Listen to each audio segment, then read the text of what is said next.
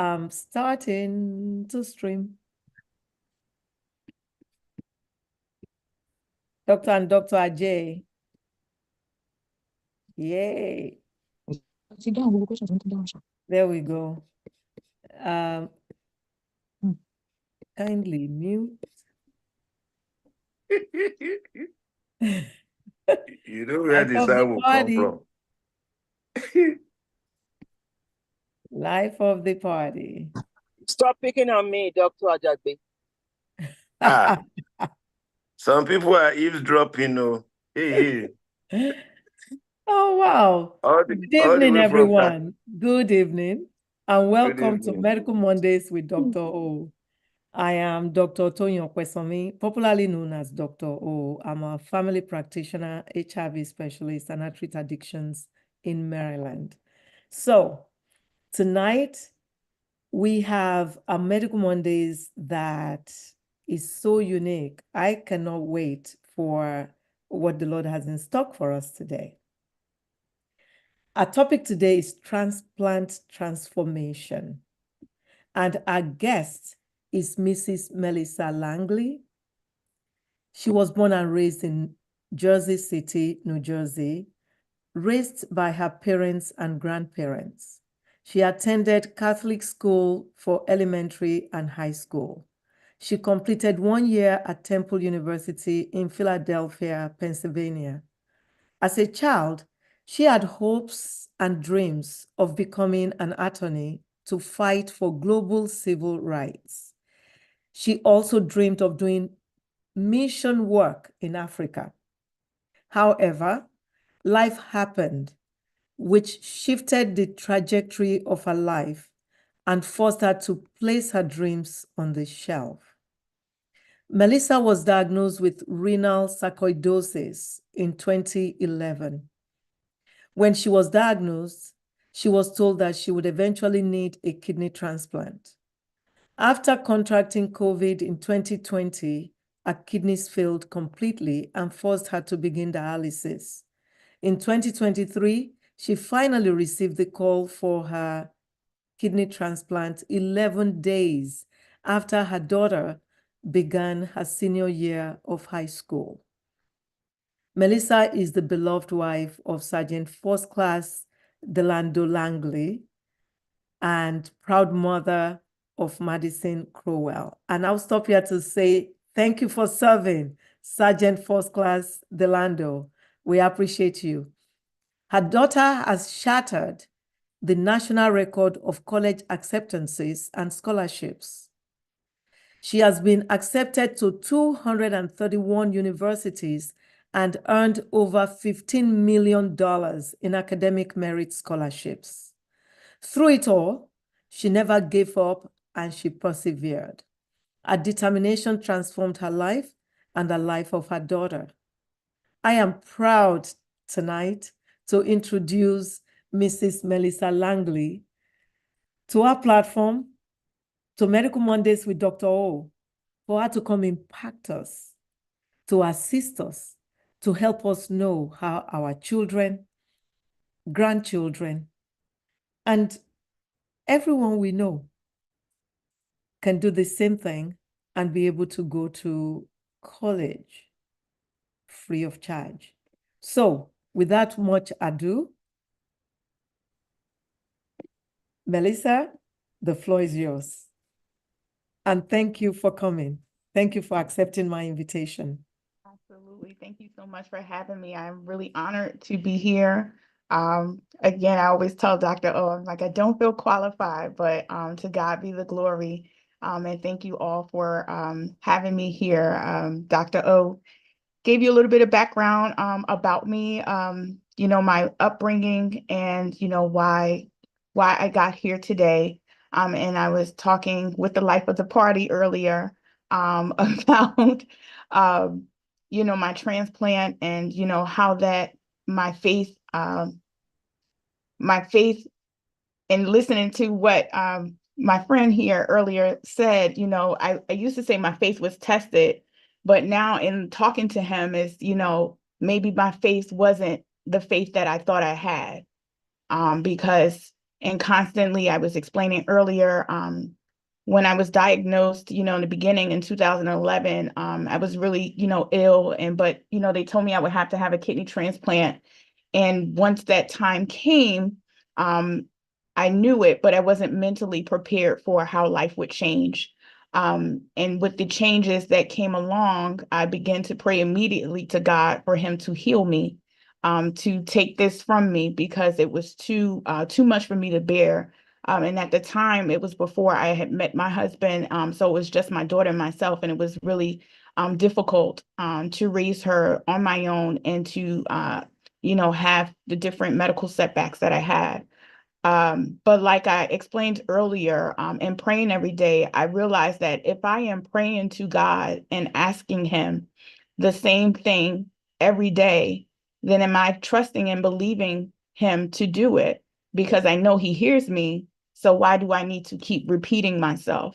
And I was thinking to myself that he he maybe knew, or he probably knew that my faith wasn't strong, that he could heal me. And so at that point, I decided to say one last prayer. And I started off with asking him for his forgiveness because I kept asking for the same thing over and over again, and letting him know that in this prayer, I leave it at his feet. Um, and that I'm trusting him to heal me when he is ready, because sometimes we pray for things and we want God to do it immediately. And sometimes he can't grant it to us because we're not ready to receive the very thing that we're praying for. We think we're ready, but we're not. And I needed to be able to strengthen my faith in that wait. So I was explaining earlier that I said that prayer in February of 2023. And so I ended up getting my kidney in August of 2023. So from the second month to the eighth month, there were 6 months that I had to rely on my faith. And I stopped praying for it and I started thanking him for it because I knew it was coming. So they say thank you in advance. I just say, thank you, God, for the healing that you've already done. Thank you, God, for the kidney that is already coming, and how I used that faith and then transformed it to help my daughter be able to go to college is, teaching her when she was getting ready to go to high school, her senior year. Every first day, I always say a prayer over her and I anoint her with oil. But this prayer was different because it was her senior year, and I knew we had been working and working and working, from when she was in elementary school. And I prayed over her that morning to say that this is the year of the harvest because we had been working in the field all those years. And this year, what we've been working for is what she was going to reap her harvest. And it didn't start out for us to apply to all of these schools. It kind of just morphed into something more than what we anticipated. But my prayer was that she would be able to go to college for free here, and it not to cost me. And not that we are looking for someone to pay for our responsibility, but she had done the work, she had earned it. And so now, how do we take everything that my husband and I had invested in her with preparing her for college to leverage that in order for someone to be able to offer her to go for free? And we did just that with God's help, of course. And we are just appreciative for her to be. She wants to be a physical therapist. So she'll be going to school here in the U.S. and North Carolina, where she'll major in exercise science and then continue on to their doctor of physical therapy program. And I've been teaching her throughout this whole process that now that God has blessed you, it is now our responsibility to pay it forward and to help someone else to achieve the same. So right before I got on this call, I was just on another call an hour before with another student in Long County, Georgia, talking with her parents and the student to give them the framework that I learned, to help give them the tools that we gained in order for them to do that. We've spoken to over 2,500 students here in Georgia and North Carolina. And we have some workshops that we are doing for people in the US here that want to join, and we're giving them what we've learned. We're by no means experts, but I want to help provide, especially students who parents did not go to college and they're not familiar with the college application and the scholarship process. We just want to show them what we learned, and then they can build upon that to help secure funding for their children, because there is a lot of funding here. And a lot of scholarships go unclaimed, and then they go back to the school and no one gets them. And we're particularly focused, on minority students, African American and Latino students, so that we can help them achieve, because college is very expensive, and student loans are very expensive, and we don't want them to be able to have to carry the weight of that debt. Yes, ma'am. Thank you so much. We appreciate Absolutely. you. A lot of people have this knowledge. They've done something, they gained something, and they don't like to share. Right. But that's not you. Yes. Every opportunity we called on you. I appreciate your call with us this last week. I was blown off the water, was why I said, no, you have to come to Medical Mondays with Dr. O. And for people who are here already, you wonder, what does this have to do with health? It has everything to do with it. I was dialoguing, before we started tonight with Dr. Ajagbi. And he was shedding more light into this. I was sharing that, for instance, medical school, children go to medical school now and come out with a loan of 300,000. Dr. Jagwe said that's been conservative. It goes up every day. So when you go to school, come out with a loan of 300,000, how much are you going to start making? Now, buy a home, start a family, cars. So our kids are getting married later in life. It becomes a mental health issue. There's a lot of depression. I see it, treat it, anxiety because of this death. Before they even start their lives, they are in death. And then you came up because of this kidney issue, because you saw your health, how it was, and you want your child, your daughter to achieve. You single-handedly, with the help of the Lord and your husband, of course, applied to scholarships and got $15 million.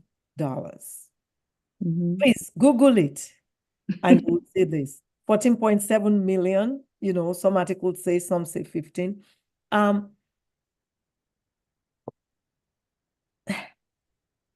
It's amazing. I'm excited. My children are grown. But by God's grace, my grandchildren would benefit from this. And so I'm going to yield back to you to now show us how to do this, when to start, how to navigate. Because on the forum tonight, we have parents, we have grandparents, we have parents to be. I told them, come on, because knowledge is power. So I'm handing the baton over to you again. Thank you so much again. Yes. Just 1 second. I have a question for you. I warned you. I said we would have questions, we would have comments. So this is Madam VP, Madam CEO from California. She's Madam VP at NAPAC, Nigerian American Public Affairs Committee. I'm going to tell you about that too. Okay.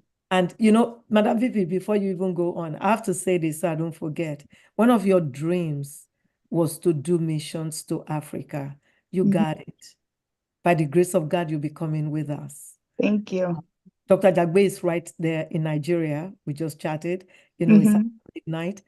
He has done 3 missions already and to another state to do that. So by the grace of God, you will attain that goal. Okay? I will. It will be fulfilled by God's grace. Yeah, Madam VP, go ahead, ma'am. Thank you so much, Doctor. Oh, this is a multi-pronged message. I mean, she inspired my faith by saying, I stopped asking. I just kept thanking God because I know it's coming. It's very powerful. And, Dr. O was saying, what does it have to do with Medical Monday? A whole lot. Financial wealth, mental health, they are all connected. Emotional health. Yes, our children are saddled with this big bill. But for those of us here, most of us probably don't even have children in college anymore. But Dr. O, you also did something phenomenal before even Medical Monday started. You coached your neighborhood about how to get into college. How many students did you coach? Did your children were not even part of it? So they were not. They were done already. They were done already, yeah. So it's a message that we have to pass on, whether our children are going to benefit or not benefit. So thank you for being willing to come and talk to us. You're helping to raise another community because it's very, very difficult for our children to get ahead with all this burden of loans and stuff. Even me, I have mental health thinking about $300,000 for my daughter. So I just wanted to think about it now. But I just want to thank you, Ms. Langley. Thank you for the fantastic work you've done. And Dr. O, the evangelist of the year, thank you for finding this big fish, because it's a big fish. we're all ears right now. Please take it off. Take it on. Yes, please. Thank you. Thank you. So one of the things, the main thing that I always like to tell people, because people are always calling, like, how did you do this? How did you do this? And, people always ask, do you have can you give me the website, or can you tell me where to go? And I really harken back to let everyone know it's not just about a website. One of my goals as we do this is to really help strengthen the foundation of families. That is just one of my greatest passions in the world, because a lot of children don't have guidance. A lot of children are not being raised. They're just growing up, right? They don't have the structure of family. As he was saying earlier this morning to Dr. Nigeria, that, we want a lot of things, but we don't want to put in the work to do it. And so I really try to work with the parents on building this foundation for their children, putting the mindset, and it's specifically minority children, that they can go to college, because a lot of them don't believe that they can. A lot of people don't believe that they have the mental capacity to do so, and you do. And that's one of the things that I believe that was really helpful with us, with our daughter Madison, is to, one, we started touring colleges when she was in 5th grade. We would just drive through college campuses. Sometimes we would just arrange for a college tour, and other times we just walk through the campus of our own, so that she knew this is a place that she could be. This is a place that she deserved to be, that she was worthy enough to be amongst these people to pursue a higher education, and that she can do anything that she wanted to do. So every summer, starting 7th grade, we always put her in a program that was on a college campus, where she can enjoy the environment, the campus. And then when it was time for her, come senior year, to apply to college, this was something that was second nature in her mind as she was going to high school every day. She had already taken college courses at different universities during the summer. And it allowed her to be confident in herself, that when she presents herself to colleges for interviews, or presents herself to people who are offering her scholarships, and she has to interview to be awarded them, that she already had that confidence in her from the work that we had put in over the course of her, of her childhood. So scholarships is just not something that starts on the senior year of their high school setting. It starts way before then. We just had a little girl come to our house probably about a month ago. She was 4 years old here in Liberty County, Georgia, and she was awarded her first college scholarship for $1,400 at the age of 4, preschool. Her mom found a application online. She filled it out, and they awarded her. She was one of 4 students in the state of Georgia. So the information is out here. Google is powerful. If we use Google for the right things, then the right things will come to us. So I tell everyone, turn on your Facebook or your TikTok or whatever it is that you use on social media. If you're not seeing positivity and things that is going to encourage you to be better and grow and do and learn, then you probably are investing your time in stuff that does not benefit you. And that goes back into the whole thing about wanting something, but not willing to do the work to get there.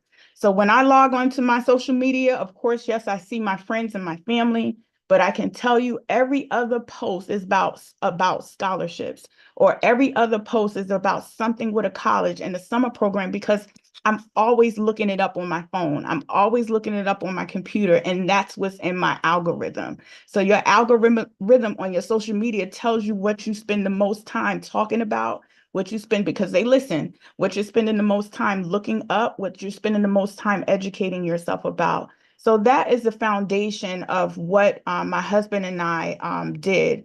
And within the workshops, we teach people about the types of scholarships that are available.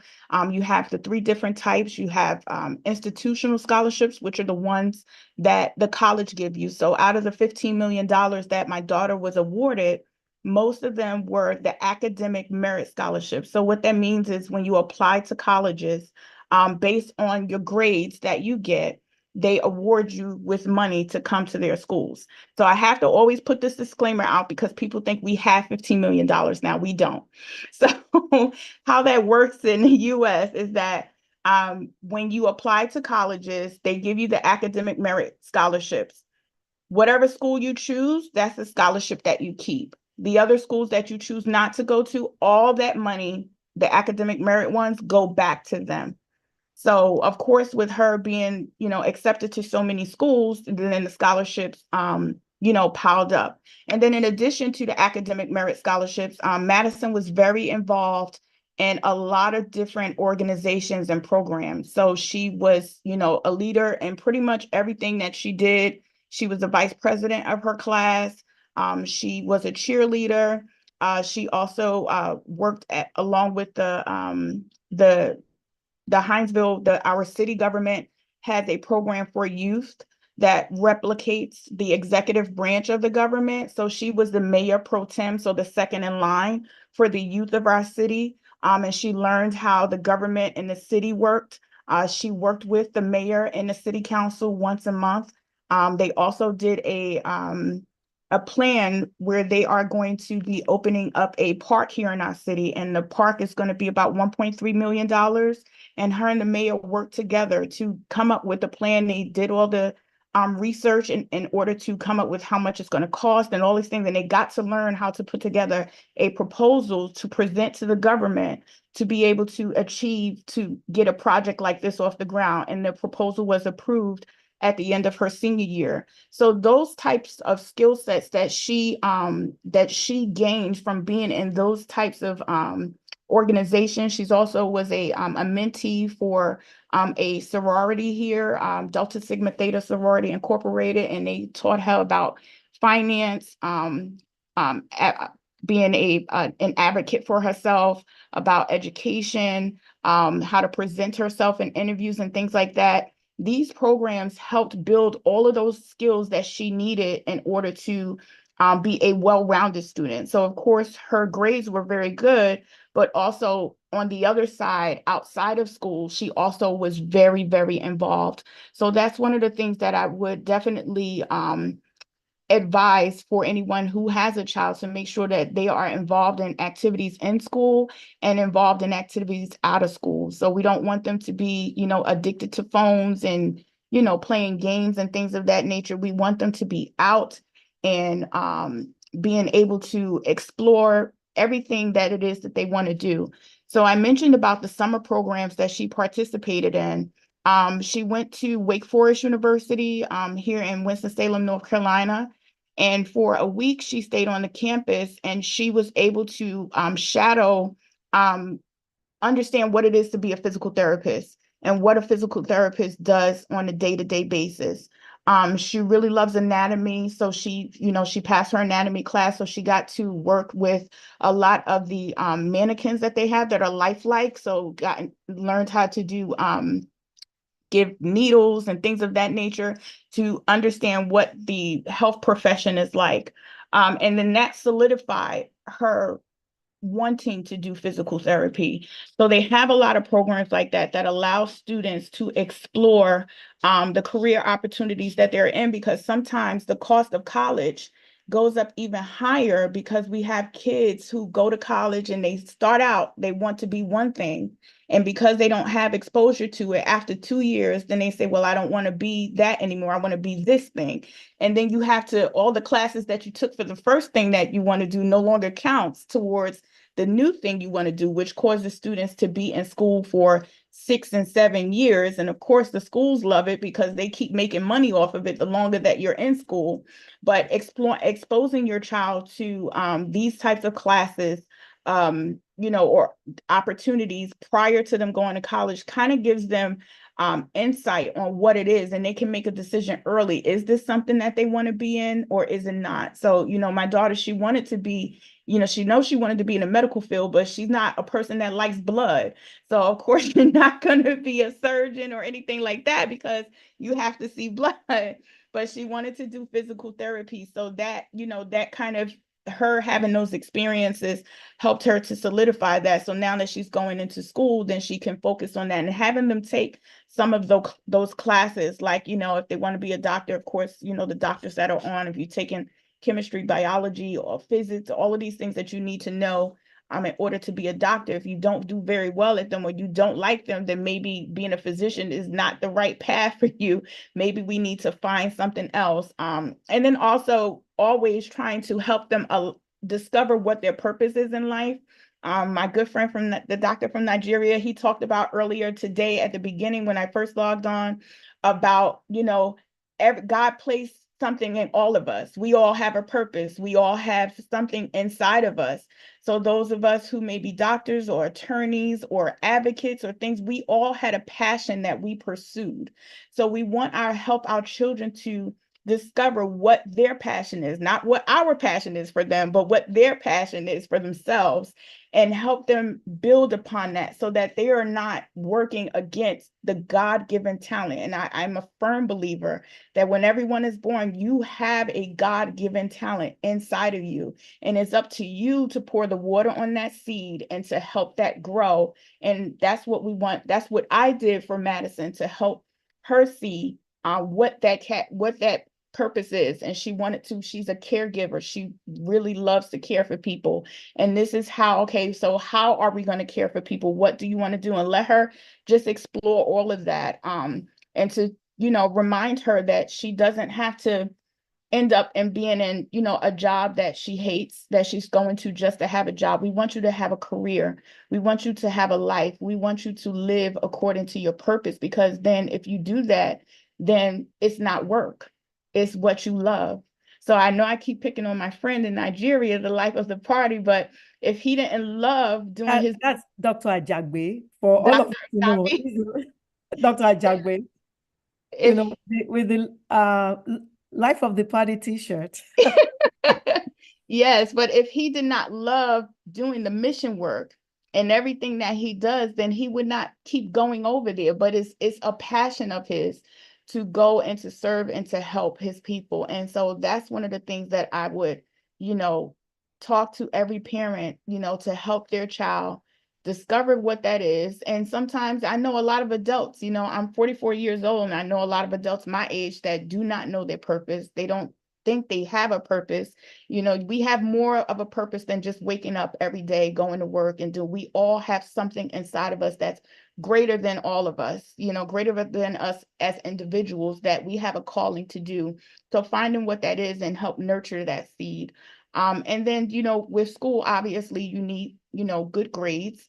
And so help being very involved in your child's school, being, I was always at my daughter's school for different things that she was having, but being involved in their education to make sure that it's a collaborative effort between yourself, your student, and the school, that it's not all on the teachers by themselves, but it's a family affair that we all work together to accomplish the common goal. And then when it's time to apply for colleges, come senior year, then a lot of the hard lifting is done because you would have been working towards this for a while. But during her junior year, just to kind of get into specifics, during her junior year, we prepped essays to help her to apply to these scholarships. Madison received her first scholarship when she was in 7th grade. for $250. And for that scholarship, it was a 6-week program where she got on a Zoom call like this once a week, and they had different topics, and it was for African American girls. They talked to them about hair care, personal hygiene. They had professionals from different industries come in and talk to them. They talked about career exploration, college readiness, and she completed that for 6 weeks, and they gave her a scholarship, and that's set in a 529, a educational savings account. And it will be transferring over when she gets ready to go to college next month in August.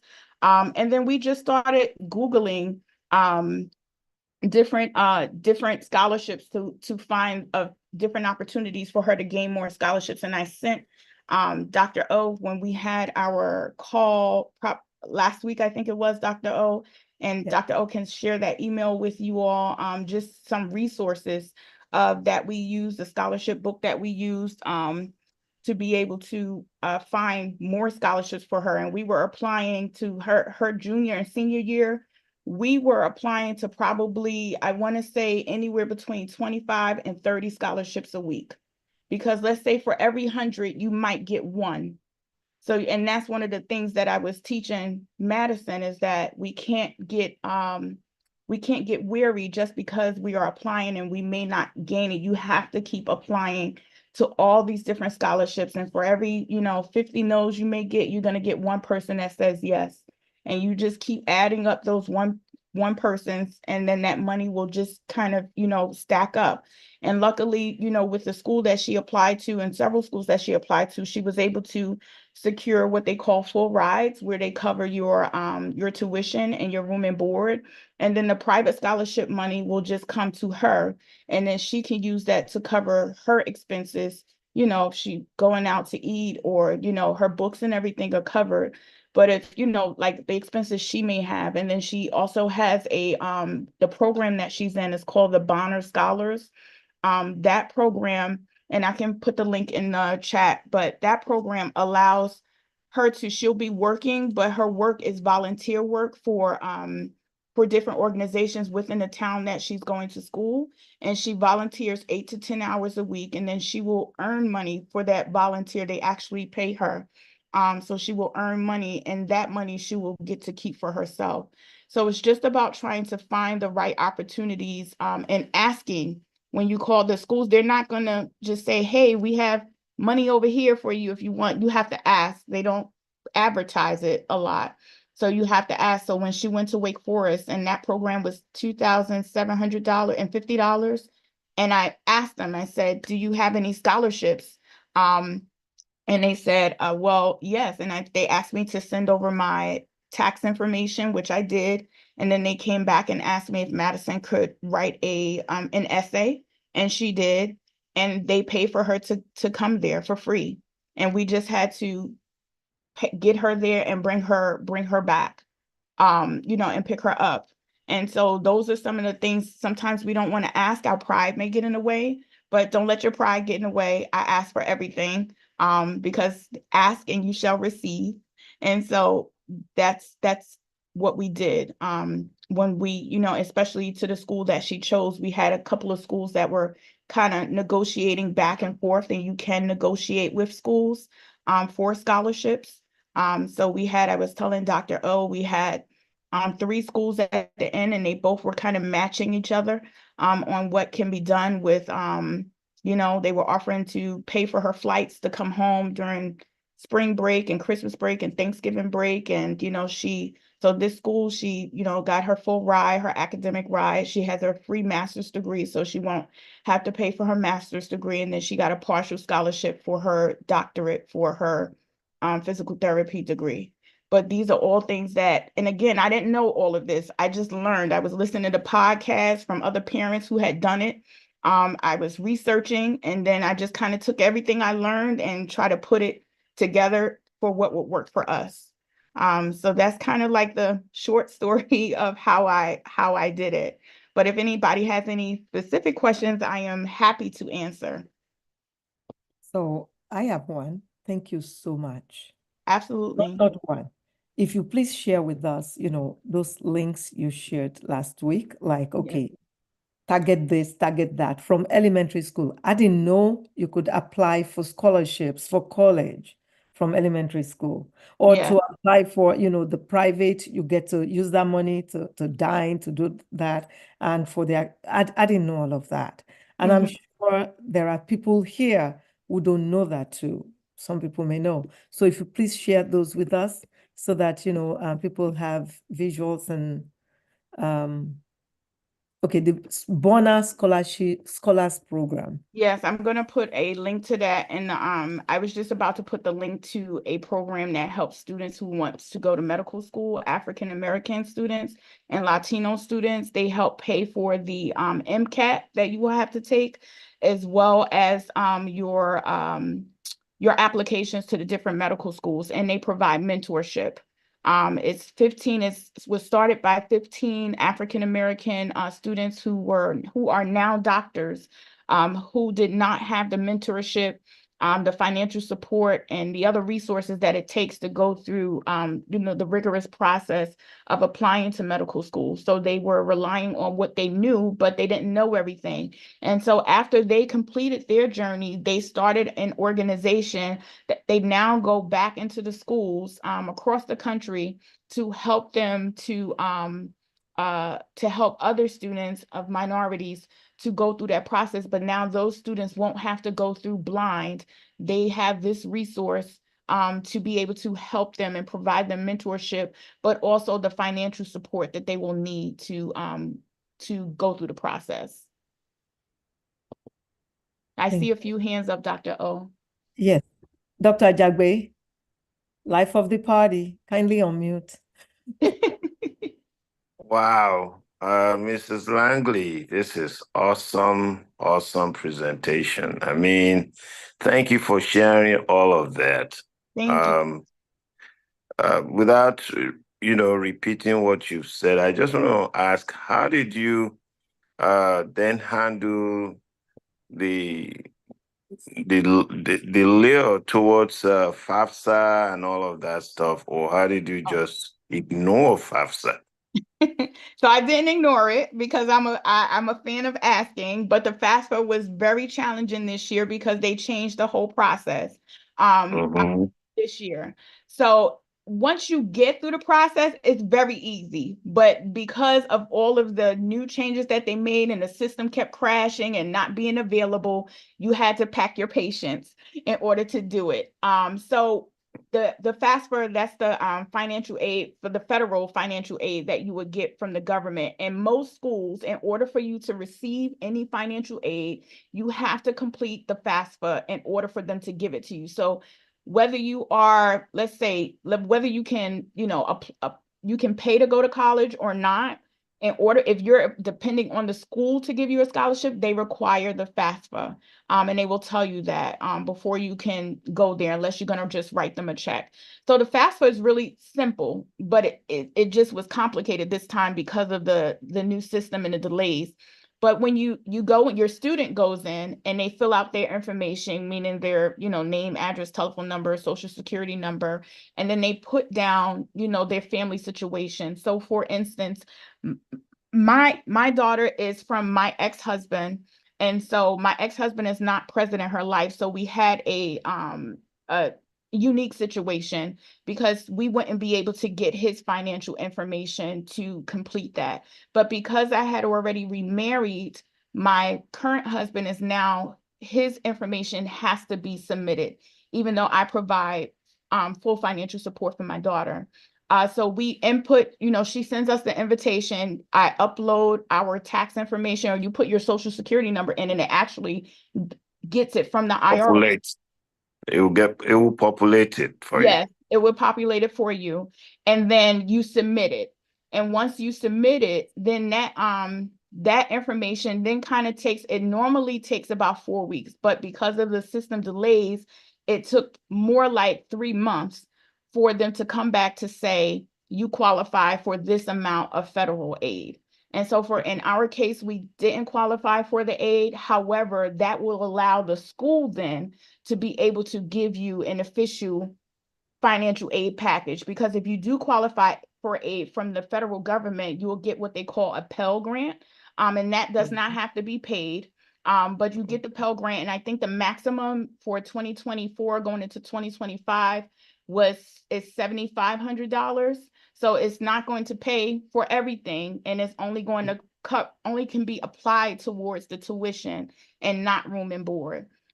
So the FAFSA was a challenge, but once you get through the process, and hopefully it would be better for the class of 2025, and they can be working throughout the course of the year to kind of iron out the kinks.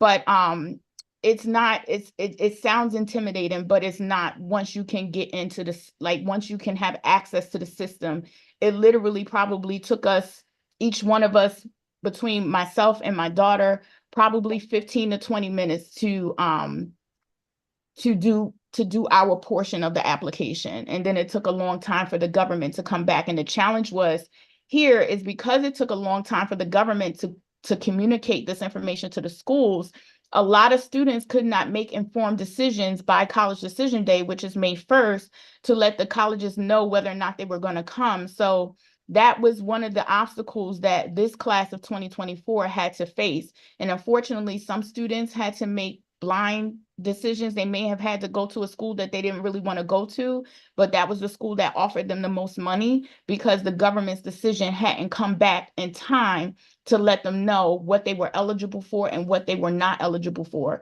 But for us, we knew that we would not be eligible for federal aid, and we were going to rely on the academic merit that the schools had already told us we qualified for. So when you apply to a school and they give you your acceptance letters, most of them will tell you up front what academic merit scholarships you qualify for. And then you also can go in and apply for additional scholarships within their application portal.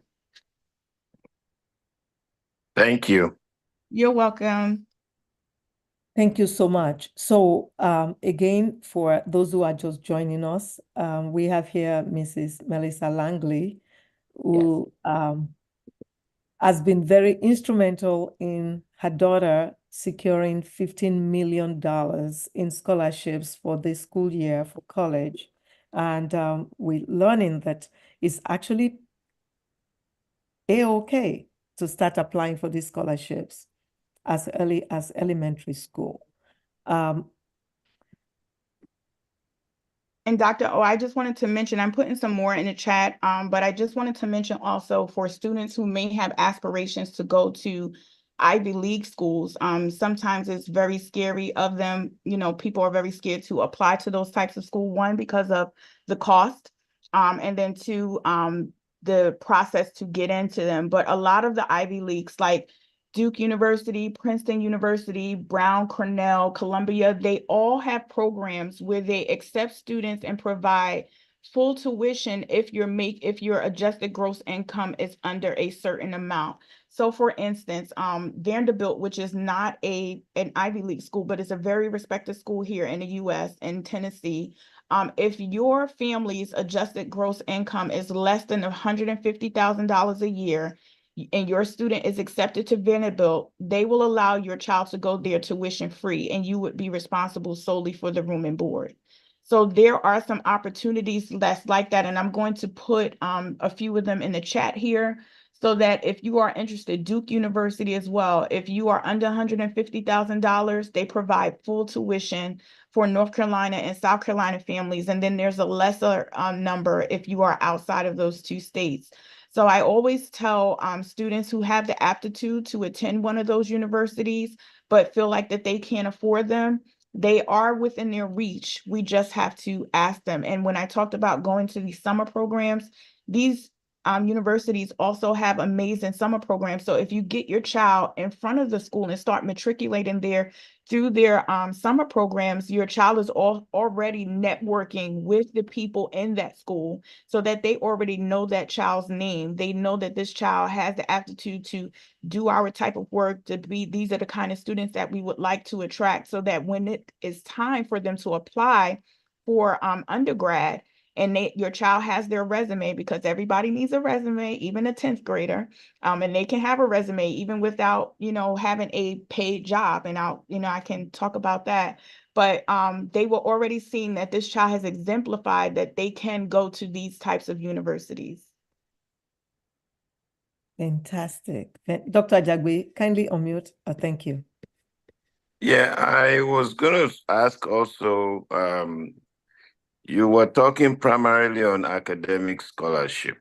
Mm-hmm. How about other forms of scholarships? I mean, like sports and um, I think those are the two main scholarships that I'm aware of, but, you know, does that, if anybody, if some children that have the ability to do athletics and Mm-hmm. they're able to also leverage that, uh, you know, with, of course, in combination with academic, excellence. Mm-hmm. How do you have, I mean, your experience, do you think that can be useful in the same process or similar process to what your daughter experienced? Yes, sir. So athletics is a little bit different, because when a student is when a school pursues a student for athletes, a lot of the times they are willing to cut corners whether the student has the academics or not. However, the athletic process works a little bit different, because depending on if your child is getting recruited by a university and they get an athletic scholarship, is usually a full ride where they don't have to pay for the Anything. tuition or the room and board. And usually Right. those students who are at that level, because here in the US you have Division 1 and 2 give out full rides. Division 3 can't technically give out athletic scholarships. They give out other types of scholarships from other departments. But it's still an athletic scholarship, but they just can't say it because it's not legal. So, but yeah, so athletes, when they get the scholarships now, and not every athlete gets a full ride, right? So, if a student maybe, they say, well, we can cover your tuition, they will usually help them find other avenues to help cover the balance if they really want that student. So that's a little bit different. And then when you have the private scholarships that are not academic based, some of them may require for you to send them your transcript or anything, but most of the private scholarships, or a lot of them, are not necessarily solely based on your athletics. I mean on your academics. They can be, because you are, you write with your left hand, or you're ambidextrous, or you have an immediate family member with a certain disease, or you come from a single parent household. There's scholarships, so many scholarships for so many different things. But it's not, the private scholarships are not always tied to your academic achievements. Okay. The other thing I was going to ask is about HBCUs. Yes. So, could your daughter have benefited from that if she was planning to go to HBCU? She could have, and that's always a touchy subject for me. My husband graduated from an HBCU in North Carolina, and so my concern, so we have a few HBCUs, and she got accepted to quite a bit. And she was really considering Winston-Salem State, which is actually 15 minutes from the school that she chose. And then also North Carolina A&T, which is probably a half hour from where she chose, from the school that she's going to. The schools, what we call the PWIs, the predominantly white institutions, their facilities and internship opportunities were so much more robust and had so much more opportunities that it would be difficult for us to turn that down.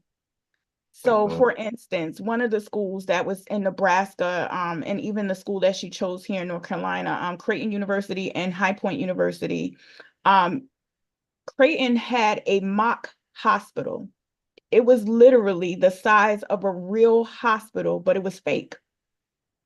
And then in this hospital, they have the different floors. You have the students that are there for nursing. They're doing their rounds. They have fake patients, but they're real. The mannequins can give birth.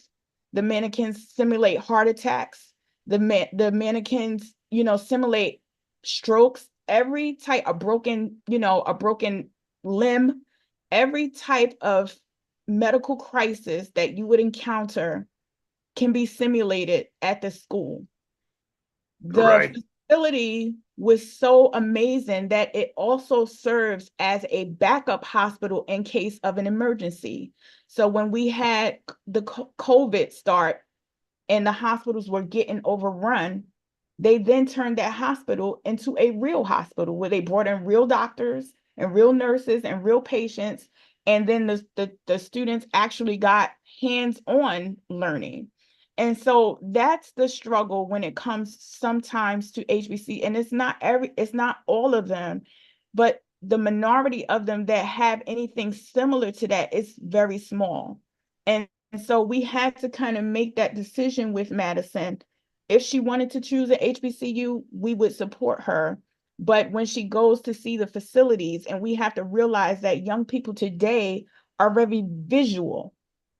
So if they go to one facility and this facility has a hospital where they actually are learning, and we go into the other facility and there's just a classroom and a textbook, of course they're going to go to the place where they feel like is better because they get the actual experience.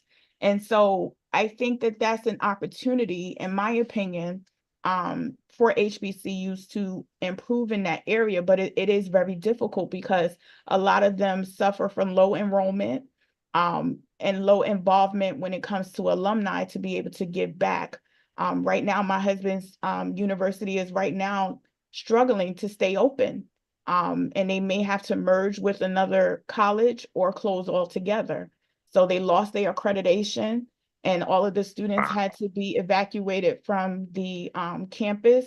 And so you run into that issue. And as we apply to colleges, one of the things that we saw as a constant that my husband and I talked about when she was applying to HBCUs versus a PWI, when you go into a PWI's page, you don't really see anything about accreditation. You have to do the research for that. But when you go into an HBCU's page to apply to their school, it's front and center because they know that that's always a concern about them losing their accreditation for various reasons. And you definitely don't want to be shelling out tens of thousands of dollars for your child to go to school. And my heart broke for the people who were at my husband's alma mater who were in their senior year and the school lost their accreditation. What do? It's like your Back to diploma is square worth one. nothing. Back to square one. Yeah. Yes. And so that was our struggle. And again, it's not all HBCUs. Of course, you have the Howards and Spelmans and Morehouses and Hamptons, but for those you have for those big ones, you have tons of smaller ones who, everybody can't go to those big ones. So you have tons of smaller ones who suffer those types of issues. So to answer your question, yes, she could have gone to an HBCU, but she chose High Point University that gives her access to better facilities and then also better internships because she wants to work with high caliber athletes. And so, for her school, she would be able to work directly with the Charlotte Hornets NBA team or the Carolina Panthers, the NFL team. Those are the types of things that she wants to do. And that opportunity wasn't readily available to her up front through the HBCUs that she was interested in. Thank you. You're welcome. You. Dr. Kitonde said, sport-related scholarships are very funny. And you agreed. Yes, they are. HBCU, They can be. Yeah. She said HBCUs still have a long way to go in terms of current learning strategies. And my sister Daisy. Hi, Elder Daisy. Yes. Sister Daisy Jones introduced me to Melissa. And I'm so grateful. I have another sister now. Yes, and FAMU, Elder Daisy is an amazing school. We visited that campus. We love that school. It's an amazing school. And they're one of the bigger schools, that are, well-to-do and don't, have that you don't really hear anything about them when it comes to that. And you're absolutely right that research is vital for every institution, because we don't take it for granted. That we don't say just because you're not at HBCU, we don't need to look into that, because we do need to look to that. So it really is on a case by case basis. It just so happened that the school that she fell in love with, just was not an HBCU. Fantastic. So, kindly unmute. That's one of our bros, Mr. Reginald Emodi. Please unmute. Thank you. Thank you so much. Thank you for the information. By the way, he's a financial guru at Merrill Lynch, at Bank of America. So everybody, take his information. We're talking about money here. Thank you, Dr. O. Thank you, Melissa. This is a fascinating information. I wanted to go back for a second there regarding HBCU. It actually depends. Now, this is my opinion. It actually depends on the program that the kids are going to. Now, I have a personal experience regarding that because my daughter had partial at UVA and Virginia Tech, but decided to go to AT&T because of the engineering program. Yes. That initially, I said, okay, you try to. And then UVA gave you a partial. Virginia Tech gave you a partial because she plays tennis. But you're going to AT&T. Is it because you want to get away from us? No. I'm sure not. So she said, okay, I'm going to have to invite you to campus. And I went up there and, actually, she was right. The engineering program is fantastic. You have corporations coming from all over Europe descending on the campus to hire from the seniors. So there's an exceptions there, depending on the courses too as well. But great information. Thank you so much. Yes, and Xavier University in Louisiana, very good for anybody looking to go to become a doctor. They produce the most African-American doctors out of all schools, HBCU or PWI. So again, I'm not speaking against HBCUs. I am all for it. It's just, this is what Madison worked, and I'm just sharing my experience. And again, I agree with you that it really depends on the program as well. Elder Daisy, it does depend on the program, especially when you're looking into the STEM fields, because some of them are very, very strong in those areas. You also have Meharry Medical School, who are always looking for African-American young males. They have a lot of the females, but they offer every year free medical school and I'll put that in the chat, for African-American males who are looking to go into the medical field, because they are looking for them for doctors. Right. So I have, Vinci has said, what if you are not going into the medical field? What would you suggest if you don't have full ride, but full tuition covered, and you still need more financial assistance? Okay, and you don't have to go into the medical field to get, a full ride. You can go into any field and get a full ride if the school, has the funding. And a lot of the schools that I've learned, also they're very upfront. Like one of the schools that Madison was interested in, and she spent a month there last summer, was the University of Alabama in Tuscaloosa. And so that school, they are very upfront with what their scholarship program is. And they tell you, if your GPA is between this and this, and your your scores are this is how much we would give you. And that doesn't have anything to do with the major. But in the event, if your child is able to secure a full academic ride, which covers their tuition, then we use the private scholarships to try to cover the rest. Now, the thing about private scholarships that I always give everyone a disclaimer is that the private scholarships, you have to make sure that if they're not renewable, meaning that they're going to renew every year. Once you win it once, as long as you keep up your grades to whatever the requirements are, you would get them again for your second and your third and your fourth year. However, a lot of scholarships are not renewable. You win them one and done, right? And so then if you get all of that money, let's say if your room and board was $10,000 and you were able to secure $10,000 of private scholarships that are not renewable, right? And you get that for your child's freshman year, you are going to have to replace that money every year, meaning you're going to have to apply to more scholarships because you only got it covered for the first year.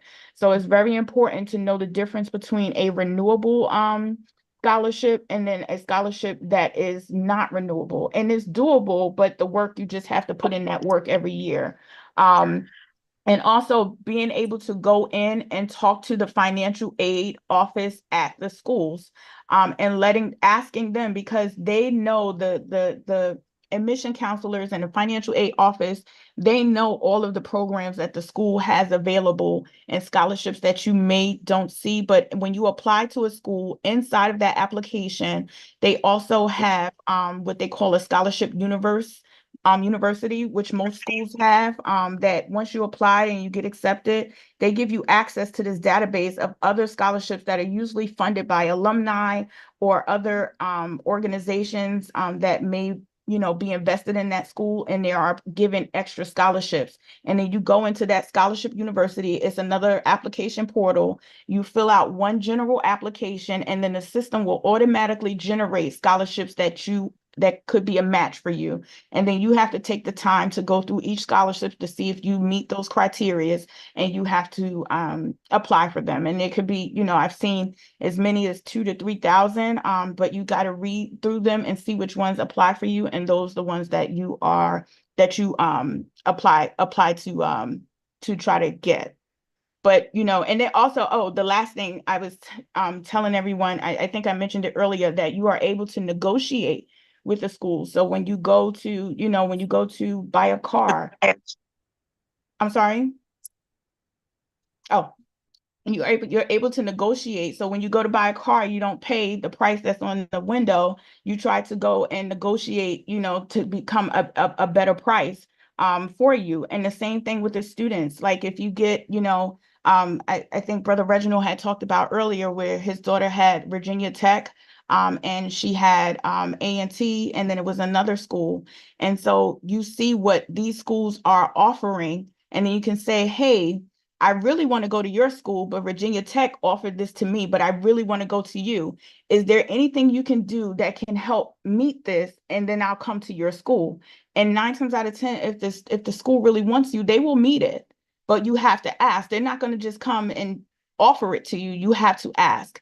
If you've had any, we talked about earlier when they asked about the FAFSA, and sometimes in my case, the FAFSA did not represent my current salary, because with my daughter graduating in 2022, you're doing your FAFSA off of your tax year of my daughter graduated in 2024, and your FAFSA is based on your taxes from 2022. So it's always 2 years back. And so in 2023, I took a $33,000 pay cut because my job was laying people off. So instead of me being laid off, I took the pay cut for the job. So my 2022 taxes did not reflect that, but that's what your FAFSA is determining how much federal aid you would be involved. So then I reach out to the schools that she really wanted to go to with a letter from my job showing what my salary was before, what my salary is now, along with the pay stubs to validate that information, letting them know that my salary was cut by over $30,000. And if they could reevaluate my scholarship packet, or the scholarship package that they offered to my daughter, to see if we would qualify for additional aid. So you always have that, leverage if things have changed, if, a spouse lost a job, or someone got sick, or God forbid, if someone passed away, you want to give them that information. Don't be shy about it, to see if that can help you obtain more funding. Thank you so much. Auntie Tower. Auntie Tower, all the way from Tampa, Florida. Welcome, ma. Thank you. I miss you. I was not around. I was not in the country. Yeah. Mrs. Langley, thank you for the information. Absolutely. Is it better to do the research for the scholarship by yourself? There are some people that say pay this amount and they will do the whole job for you. Which one is better?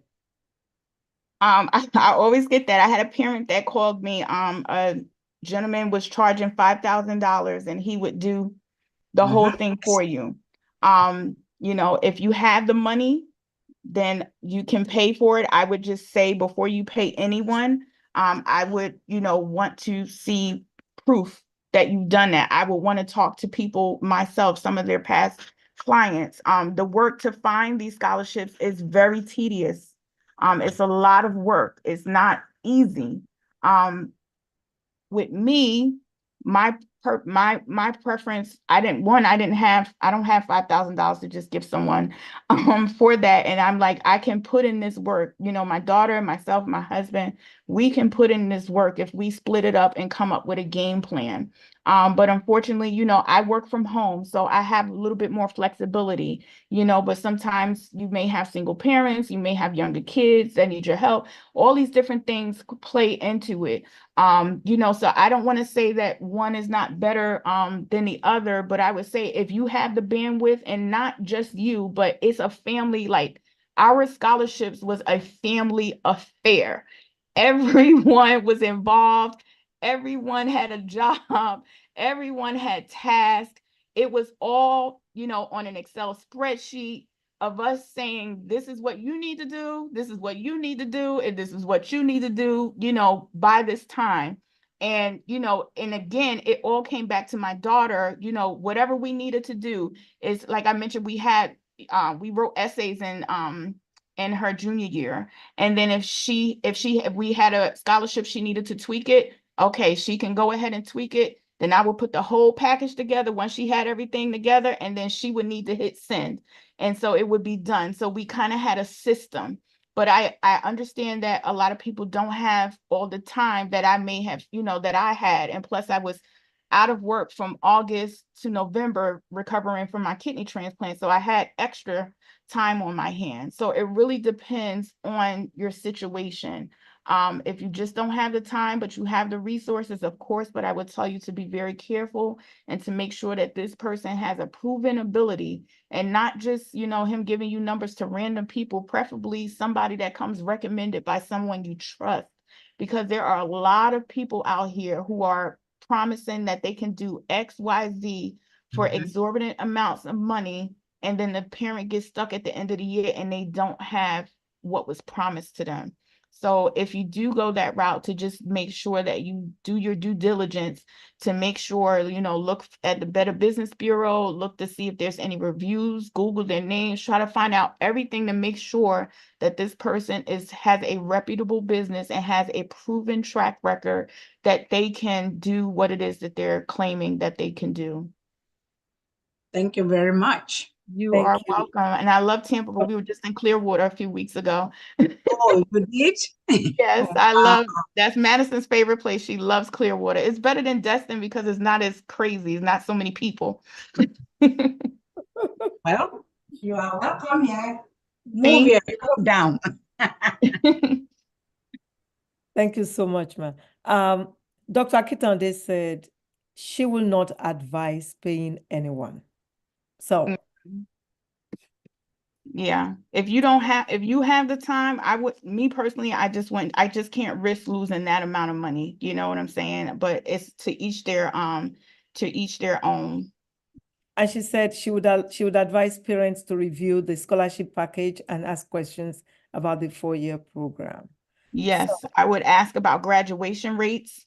How many students graduate on time, meaning 4 years? If is the average student taking 6 years to matriculate through your school? What is the job placement rate in there? Not just regular job placement rate, but the job placement rate in their field of study. What that number is. If they can't tell you that number, that's a red flag. because anybody can leave college and go work at McDonald's. I don't need to know about that. I need to know if you went to school to be a lawyer, you know, or let's not say lawyer because you got to go to medical school, to law school. But if you went to school to be an accountant, are you working as an accountant after you graduate, that like in their field of study? And then also, and to what Dr. Kintande said, about the 4-year programs, and a lot of these programs for those who are looking to go into law, medical, like any type of medical, a lot of these schools have guaranteed seatings within those programs. So you want to look for schools that if when you apply for, you know, for undergrad, if your grades match what is the requirement, sometimes you have to do interviews, but they have what they call guaranteed seats, you know, in some of these like law programs, or if they have like pre-law tracks or occupational therapy, physical therapy tracks. You want to look at schools that have that, because that takes off some of the pressure of trying to get into those programs if you're approved up front. So is it similar to like the MD, BSMD program where you go from high school into college and you just go through medical school? You don't need to worry about MCAT. So you get because they will you automatically get accepted into that as you're applying to undergrad. So not all schools have them, but a lot of them more and more do have those opportunities. And for those of us who have children who are in high school, I would encourage you to look into dual enrollment as well while they're in high school, because dual enrollment allows the state to pay for up to 60 college credits while they're in high school. So that's not something that you have to pay for. So the student that I was speaking to before our call here, she is on track to graduate with her associate's degree. So that's 60 college credits that she will not have to, if they start in their sophomore year, or even they can do it junior and senior year, they will be taking all dual enrollment classes at that point, where you're taking college classes while you're in high school, but the state is paying for it. And so that's going to be time that you would not have to pay for while they're in, so when they go to college, they'll be essentially a junior. Now we have to just, you know, be mindful of that, you know, what's required of them when they're going to be 18 years old, going into school, starting right in their major, and they're going to be starting at that 18 years old, where you have 20 and 21-year-olds that are going to be at that level. So you have to make sure that your child has that maturity that will that it takes to go into that, because it could be stressful for them, and, you know, kind of cause anxiety or something like that if they're not able to perform at the level that they were performing in school. Thank you. Wow, that is key. Sister Wumi Kamsin, my sis in California. Hello, good evening, everybody. Welcome. Hello. Mrs. Langley, thank you again for the information. It's awesome. I'm jotting everything down. The one thing I just want to talk about, which you've touched on a whole bunch of stuff that I wanted to bring up after I raised up my hand. The dual enrollment was one of the things I wanted to talk about, because my son had an opportunity. Some schools will allow it. They will allow you to take some college credits, depending on the school district. And you're right. You have to look at you have to weigh your child, whether they're able to do it or not. Some kids are able to, some kids are not. So that's an opportunity right there. The other thing I would like you to emphasize, which I experienced, is that parents have to be involved. You said it. You said your whole family. I mean, this is not something that you can just tell the kid, oh, go search for scholarship. And I mean, this takes a lot of involvement from day one, knowing what's going on with the school, knowing what kind of programs they have, even in high school. I just wanted to touch on that. I mean, thank you for bringing that up. But the college dual enrollment was what I wanted to bring up. That did you experience that? And if you did, what do you say about that? So. Yes. Great, So Madison took some college classes in Alabama, at the University of Alabama. Unfortunately, when she did that, the state of Georgia does not allow her to put that on her transcript, because it was done by a school that is out of state in order for it to have been counted. However, when she goes to college, those credits will be transferred in. So those are classes that she won't have to take while she's in college. She just didn't get the the GPA, the 4.0 that she earned at University of Alabama, it wasn't included in her GPA in high school. That's awesome. Thank you for So all Yes. then it is important to research also where one should do the dual Yeah, before. I think it's usually with the high school, whatever high school your kid is going to, right? Because the high school Yeah. have to accept it as well, right? I mean, unless I'm wrong, Miss Langley.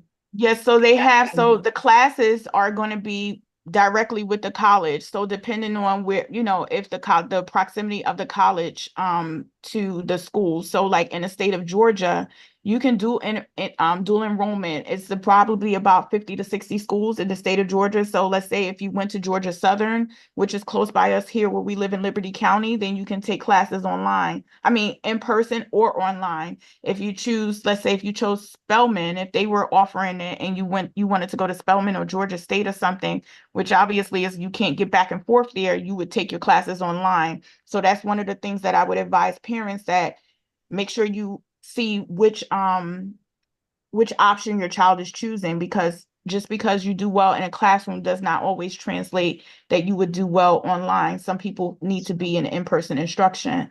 So, you know, just understanding, you know, what your child's capabilities are and what, you know, what it works best for them, the learning environment would determine. Some people do very well online. So I would just, you know, they can go ahead and do online classes at whatever schools, but you don't take the dual enrollment classes in your high school. You take them actually at the college or online in the college class. Okay, thank you. But in the case of Madison, you said that because she did it out of state, then you couldn't get the 4.0. That's why I said maybe it needs to be researched before one actually does it to know where, you know, it would count towards the GPA. Right. Yes, and we knew that it wouldn't count with Georgia, but because she was interested in that school, we knew that they wouldn't count it in her GPA, which was fine with us because she's still going to get credit for those classes wherever she went. But we wanted to give her that opportunity to experience that school and be on their campus to see if that's a place she really wanted to be. Fantastic. Thank you. Thank you for shedding light into that. Dr. Akitonde, kindly unmute, ma'am. Kindly unmute. Oh, okay. Fantastic. Oh, thank you so much. Thank you so much, Miss You were Melissa. showing your picture before. Please, let's see you. I saw you before. I'm not sure because I changed it when I I'm starting did, here. no, I saw you. Okay. Let me see where I am now. Okay.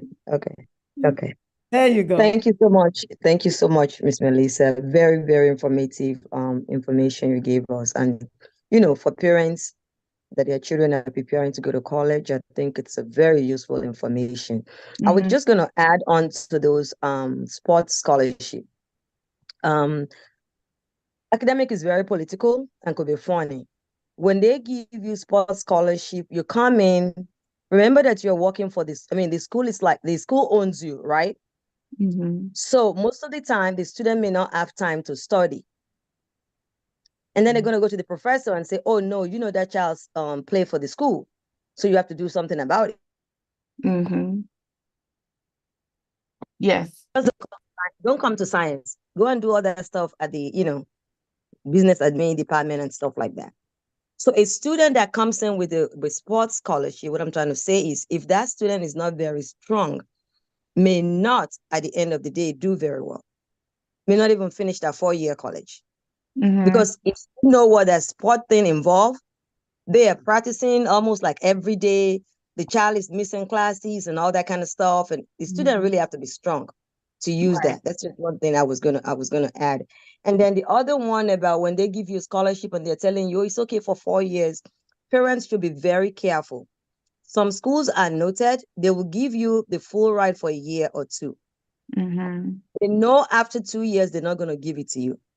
Now your child is stuck after taking 30 credit hour in that particular school. And then it becomes what happened.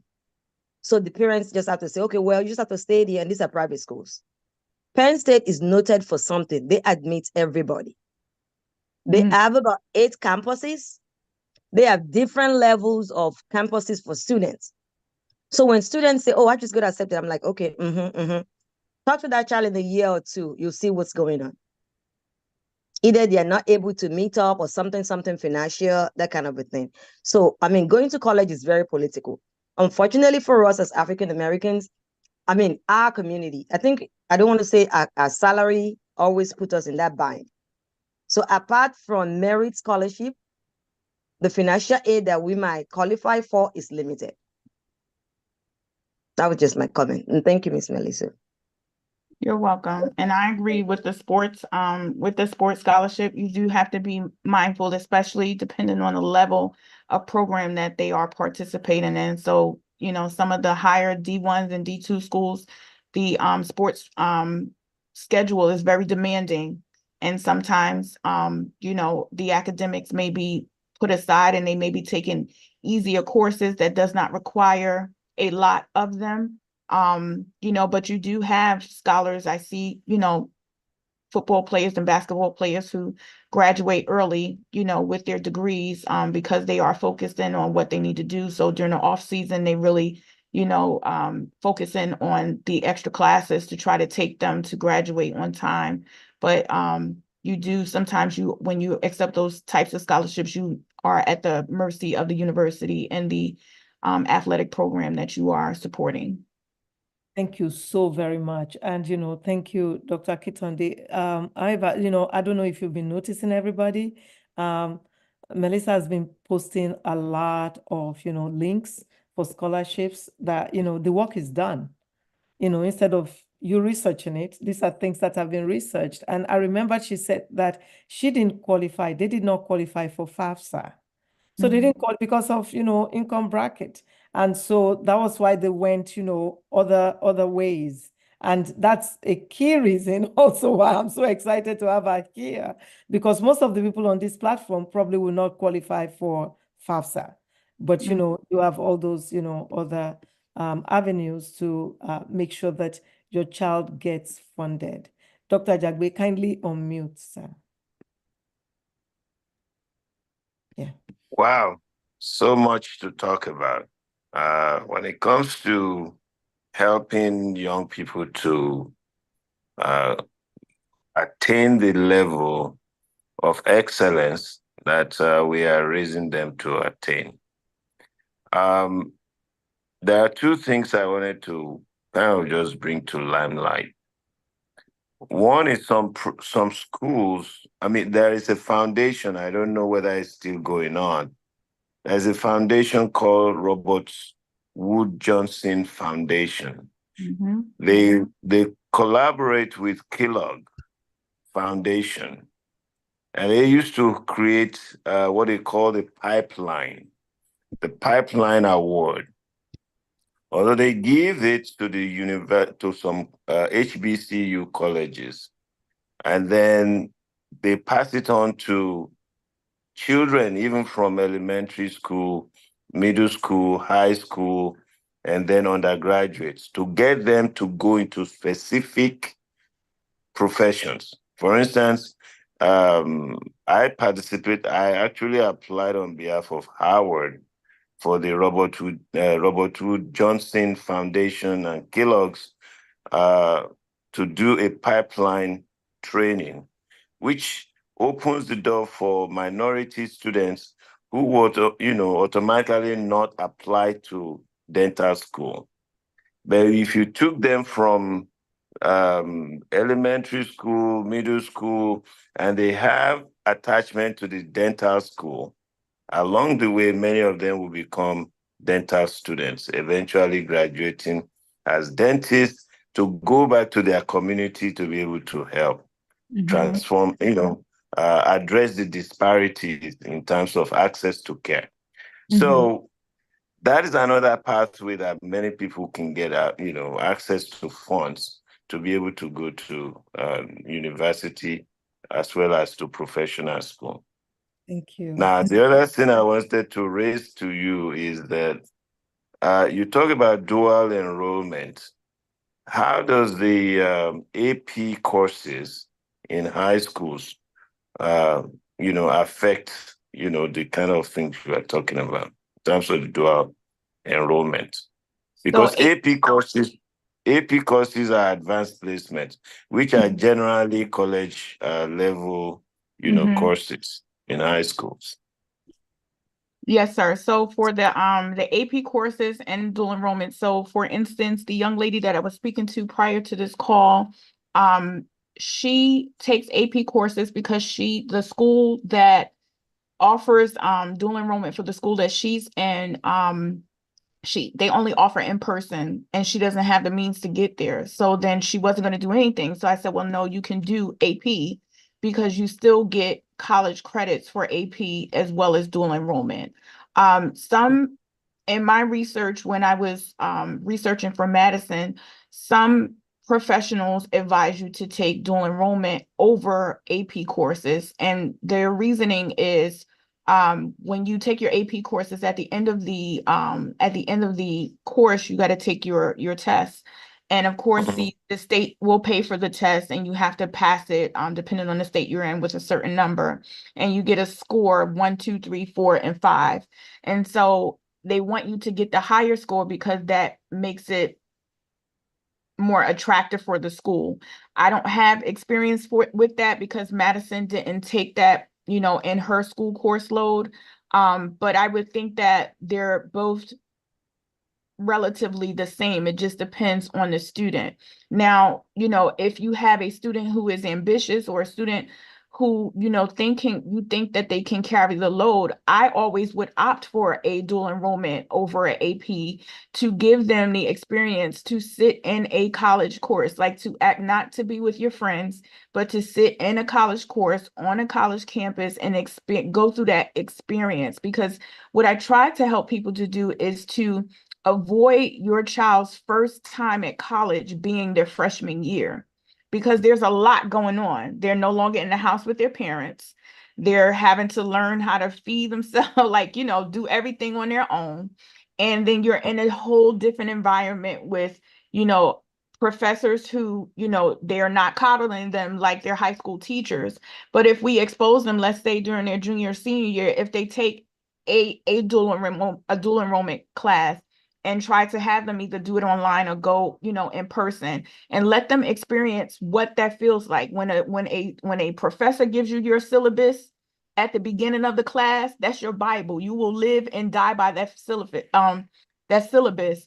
If they're not taking late work, like you're teaching in high school, it may take the late work or they may take a little percentage off. And I would tell my daughter, in college, if it's due on the 5th, it's due on the 4th for you. And you need to get it done on time, because they are not going to say, Madison, where's your homework? They're not going to do that. If you don't come to class, nobody's calling me to say Madison didn't show up for class.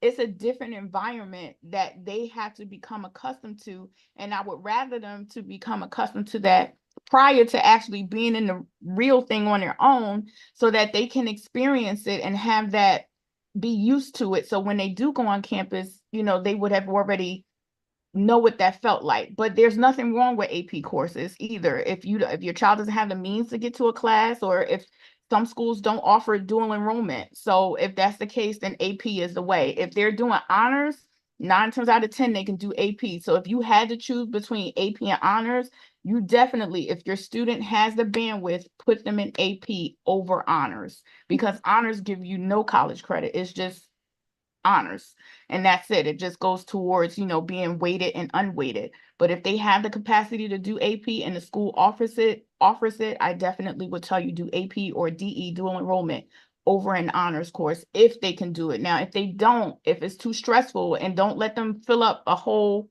schedule of that, because if they don't do well in that, that will tank your GPA, and it's very hard to come back from that. So just having them know what their strengths are, and kind of take it from there. Yeah, I would just add to the fact that if you live in Montgomery County and you have a high school student, AP, I think the AP program for some of the courses is tied up with the Montgomery College. So some could have their classes taken in Montgomery College campus, which is just kind of next door to many of the high schools in Montgomery County. So that's something that some people can benefit from if they live in the Montgomery County here in Maryland. Okay. Thank you very much. Sister Wumi Kamsin, kindly unmute. I just wanted to contribute to the information Dr. Akintonde gave regarding sports, kids that do sports in college or get sports scholarship. So I did have an experience, or my daughter did, where she got a sports scholarship. And of course, you're right, the school, it's a job. It's like a job for them. And that's what they focus on. You have a meet or you have practice. The meet supersedes everything else.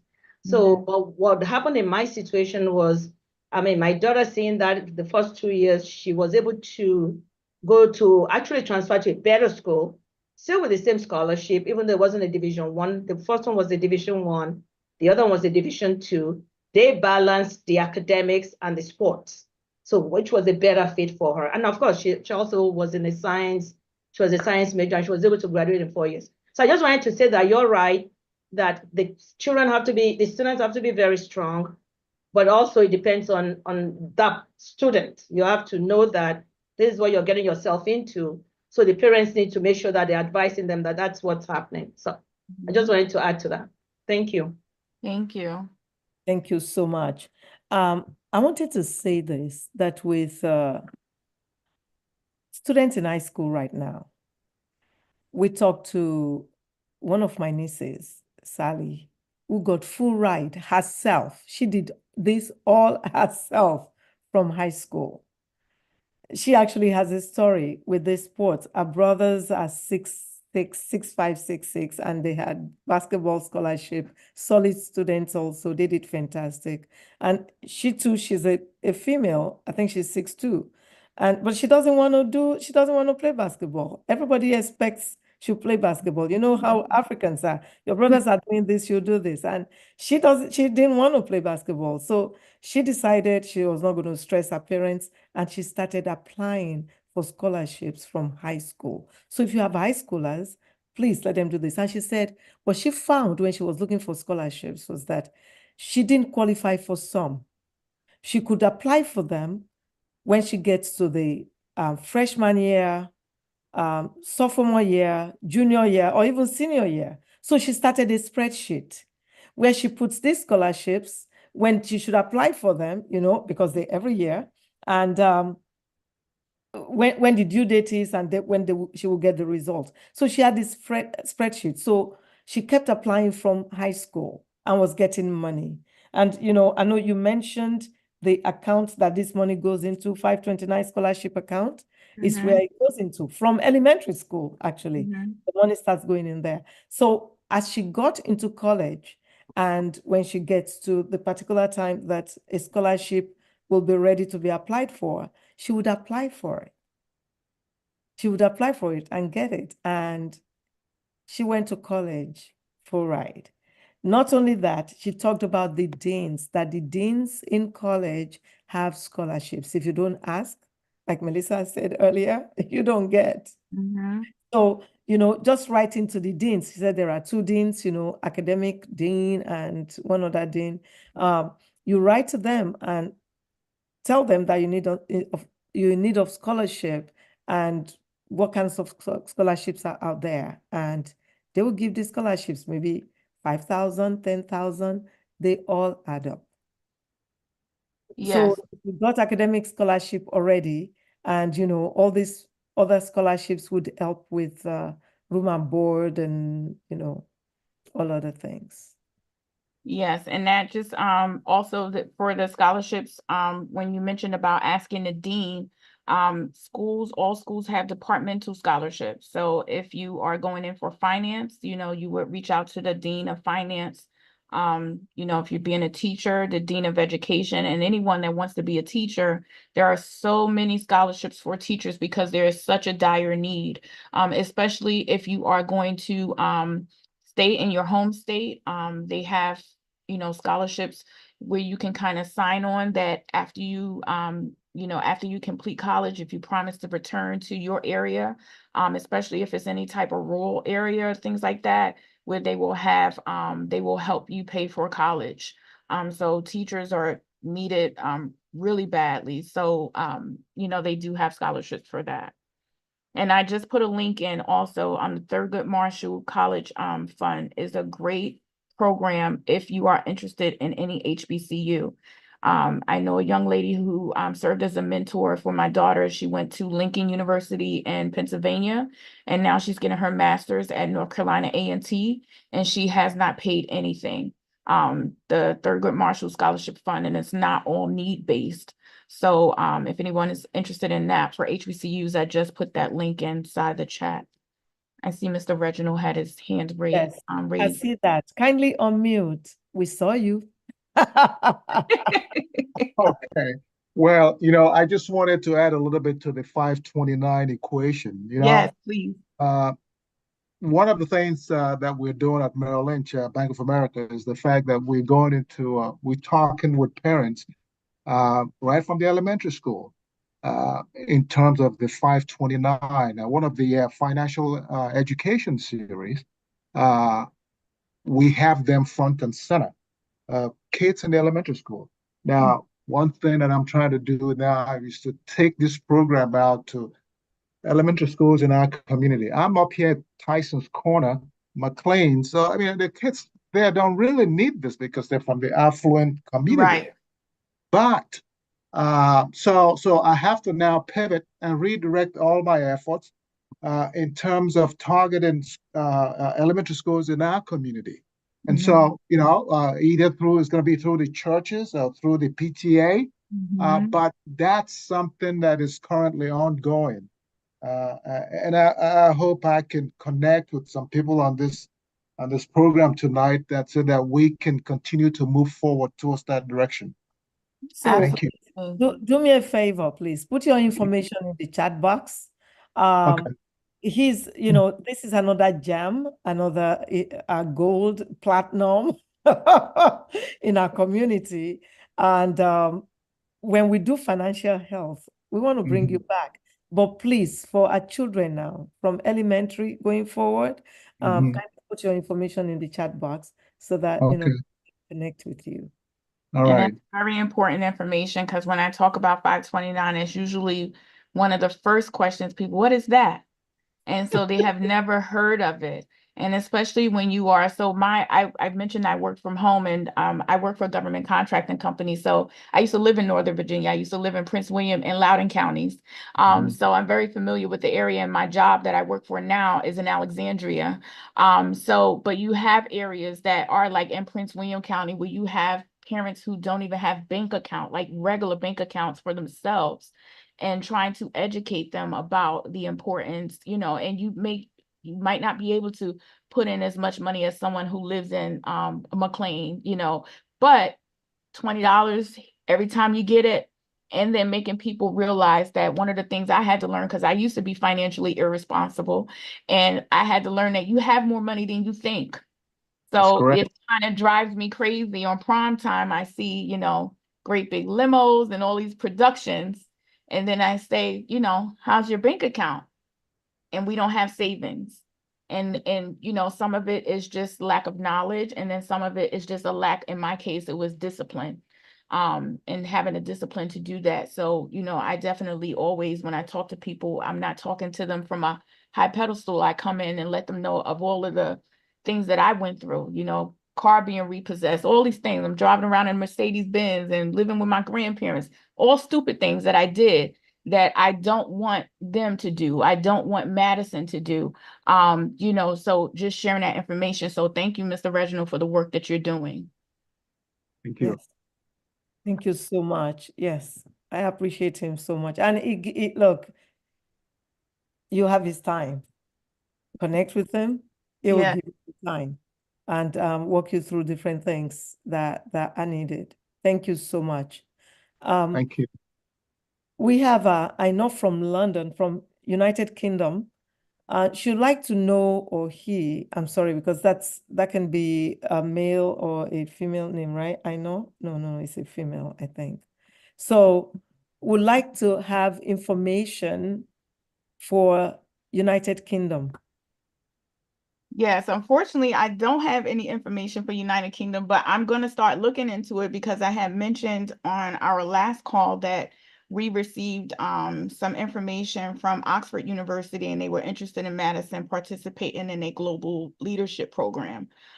So I am going to be learning about that myself and doing research because I think, you know, from my knowledge of Oxford is one of the premier schools in the entire world. And you know, if she goes over there, even if they pay the tuition, we got to pay for somewhere for her to live.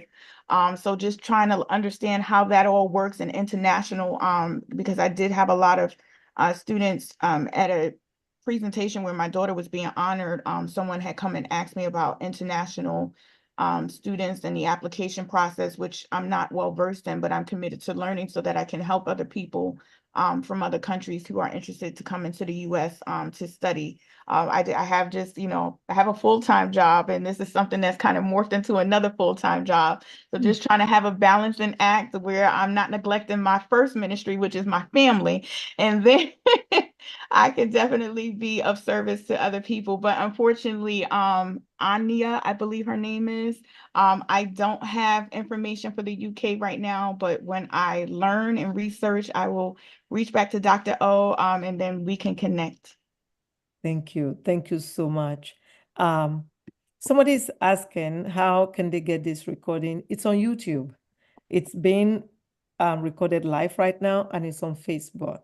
So you can watch this all over and over again. And please remember to subscribe. That'll be great. Mr. Reginald, I don't see your information in the chat box yet. You know what? I am trying to look for where the thing is. The chat. The chat Okay. button. It'll be on the bottom, and it should say chat on the bottom. You know where you have the. Yeah. Well, I think I'm working from my laptop. I'm a little bit constricted here, but let me see. On the laptop, it's usually on the bottom. If you want, Mr. Reginald, if you want to give me your email address, I can type it in the chat for you. Okay, that's crazy. Okay, that's first name, dat last name Imodi at ML. Is it dash or is it dash or underscore? Or dot. Dot. Okay. Last name at ml.com. ml.com. Yeah. Okay. So Reginald.Imodi at ml.com. Is that it? Right. That's it. That's it. Thank you so much. My pleasure. Melissa, thank you. Disclosing my age now. That's okay. Listen, I was just joking to Madison. She flew to New Jersey this morning, and I said I'm so busy teaching her, trying to make sure I teach her everything. Like, what did I forget to show her? And I'm like, wait a minute, I forgot for you to teach me everything that she handled for me. She handles all my technology, so I'm like, I don't know how to do a digital wallet and all. I said I'm gonna be so lost when she goes to college. Let us start learning now, because very soon she'll be out. You have weeks to go now. The weeks are counting down. So we'll be okay when she's gone. You have no choice. You have to do what you have to do. I will have to do That's it. what I'm doing now. Yes, I will have to do it. So, and thank you so much. You know, if you look in the chat box, everyone, Melissa put her email address there. So if you need to contact her, please feel free to do that. Mr. Reginald Imodi also put his information there. He does way more than school, your finances and stuff like that. So what do you look for? Oh, pardon me. So if you search on YouTube or Facebook, search for Medical Mondays with Dr. O, and you will see it. Medical Mondays with Dr. O. I'm going to put it in the chat box. Dr. Jagwe, shoot. Dr. O, can you put my email? Because I'm driving. I can't put my email. Oh, I'll get the information from you later. Oh, yeah. Yes. I'll give them to you. Okay. I'll skip them now. Yes. Thank you. I just put the link in for the YouTube page. Oh, thank you. Oh my gosh. I thought you said you want to learn after. This is how hard I'm going to be working when I get to Nigeria with my buddy over there. I'm going to be hard at work. Peace. I can't wait. I am so excited. I can't wait. But you know what? You got this. You don't even know you don't have to put the YouTube link on there. I don't know how to do that yet. You're You got welcome, Ms. this. Rosalind. I appreciate it. It is my honor to share as much as, like I told you, I am not a professional, but I am passionate about the uplift of our people and sharing whatever we know. We cannot be gatekeepers. That is one thing that helps lift us up all. We are only as fast as the slowest person. So if we help the last person in line, we can get further together. And I tell my daughter all the time, this was never just about her. God used her as a vessel. Right now, we have two articles. One that was placed, she was on the news in China, and she was on the news in Mumbai, India. And somewhere around the world, some little girl is viewing her and saying that I too can live my dream. And it's never just about, it's never just because what serves only her is useless. It's just good to her. But what we can serve the generation, even if we can help one or two persons to go to school for free, can set you up. And Mr. Reginald can attest to this, for financial success, that you do not have to worry about paying off really what the cost of a house is, and then trying to start a family and have to pay that again to actually buy a house. So if we can help our people to get over this hurdle and to help us, everybody here has a skill set. It's not just me. Everybody here can help us do everything that can help us in every aspect of our lives. And if we just pull together and put our resources together, we cannot be stopped. That's why they put so many obstacles in African Americans' way, because they know our power, they know our resilience, and we cannot be stopped. But I'm going to stop because I don't want to preach, because that is something that I feel very passionate about. No, preach on, please, preach on. It is very important. You know, it's not good to have information or to have something that can move us forward and hoard it. Absolutely. You are showing example. You leading by example to us. And thank you so much. I'm so grateful. We're I'm grateful. grateful to Thank be here. you. Thank you. Dr. Jagbe, go ahead. Well, I have two things. I couldn't help but to see the tagline behind Mrs. Langley. The sky is no longer the limit. So if anybody's still thinking the sky is the limit, well, you are being reminded that the sky is no longer the limit. You can go beyond the skies. So that's one. This second thing that I want to talk about is being ignored. We are all talking about getting scholarships, getting all this. But how about insurance for these children? They keep traveling back and forth, they keep doing everything, but most of us don't even think about insurance. So that might be a very important thing to explore. Not just the health insurance, but life insurance, accident insurance, any kind of insurance that can really protect the investment that we are making into these children is very valuable. So I just wanted to throw that out there just because it hasn't been mentioned at all. Thank you. Absolutely. I agree with you. And I just put in the chat, not just life insurance through your employer, but your own independent policy, because the one that you have through your employer, as your employment ends with them, so does your insurance. Now, there are opportunities for you to carry that insurance on your own, but you have to fill out the paperwork and pay it. And most of us do not go through that process. And so we need to make sure that we have insurance that is independent of an employer, that can go with you for the rest of your life, and making sure that you have adequate insurance. And I know Mr. Reginald probably can talk about this ad nauseum, but adequate insurance if you are the adult and you have a mortgage, and just because you die, your bills do not go in the grave with you. They're still here, very much alive. So having insurance and having a will, so that people are not going crazy when you die and fighting over things. I can having a will of what you want and what you don't want. I went through that with my mother. She had a brain tumor that went undiagnosed, and my sisters and I were at odds at the point when the doctor said that she was brain dead, what to do. And because we never had that conversation with our mother, it kind of caused some tension between us because I'm saying that mommy is no longer with us and we have waited and we have waited. And I did not want her to die. I did not want to let her go. But I knew that even if she did wake up, the quality of life that she would have would not be something that she would want to live. And so now, if we would have had that conversation prior, if I go, I had a conversation with my husband. If I have to be brain dead, let me go. Because so that they're not feeling tormented, because that's a hard decision to make, to pull the plug on someone that you love is very hard.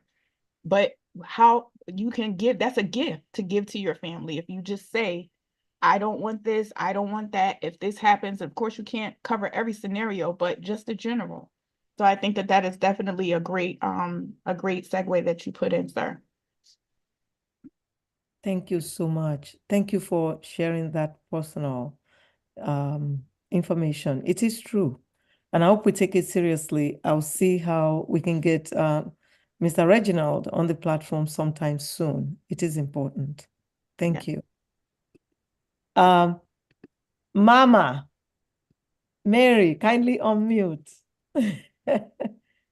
Mama from Virginia. Hello, everyone. Hello, how are you? Hello. Welcome. Tired. Okay, so I just want to say thank you for this presentation, Miss Melissa Langley. Very, very educative, and I do have children that will be needing this very, very soon. I know we got started a little bit on some little stuff, but this one has given me an opportunity to really think deeply and put my foot, like, I started on so many things.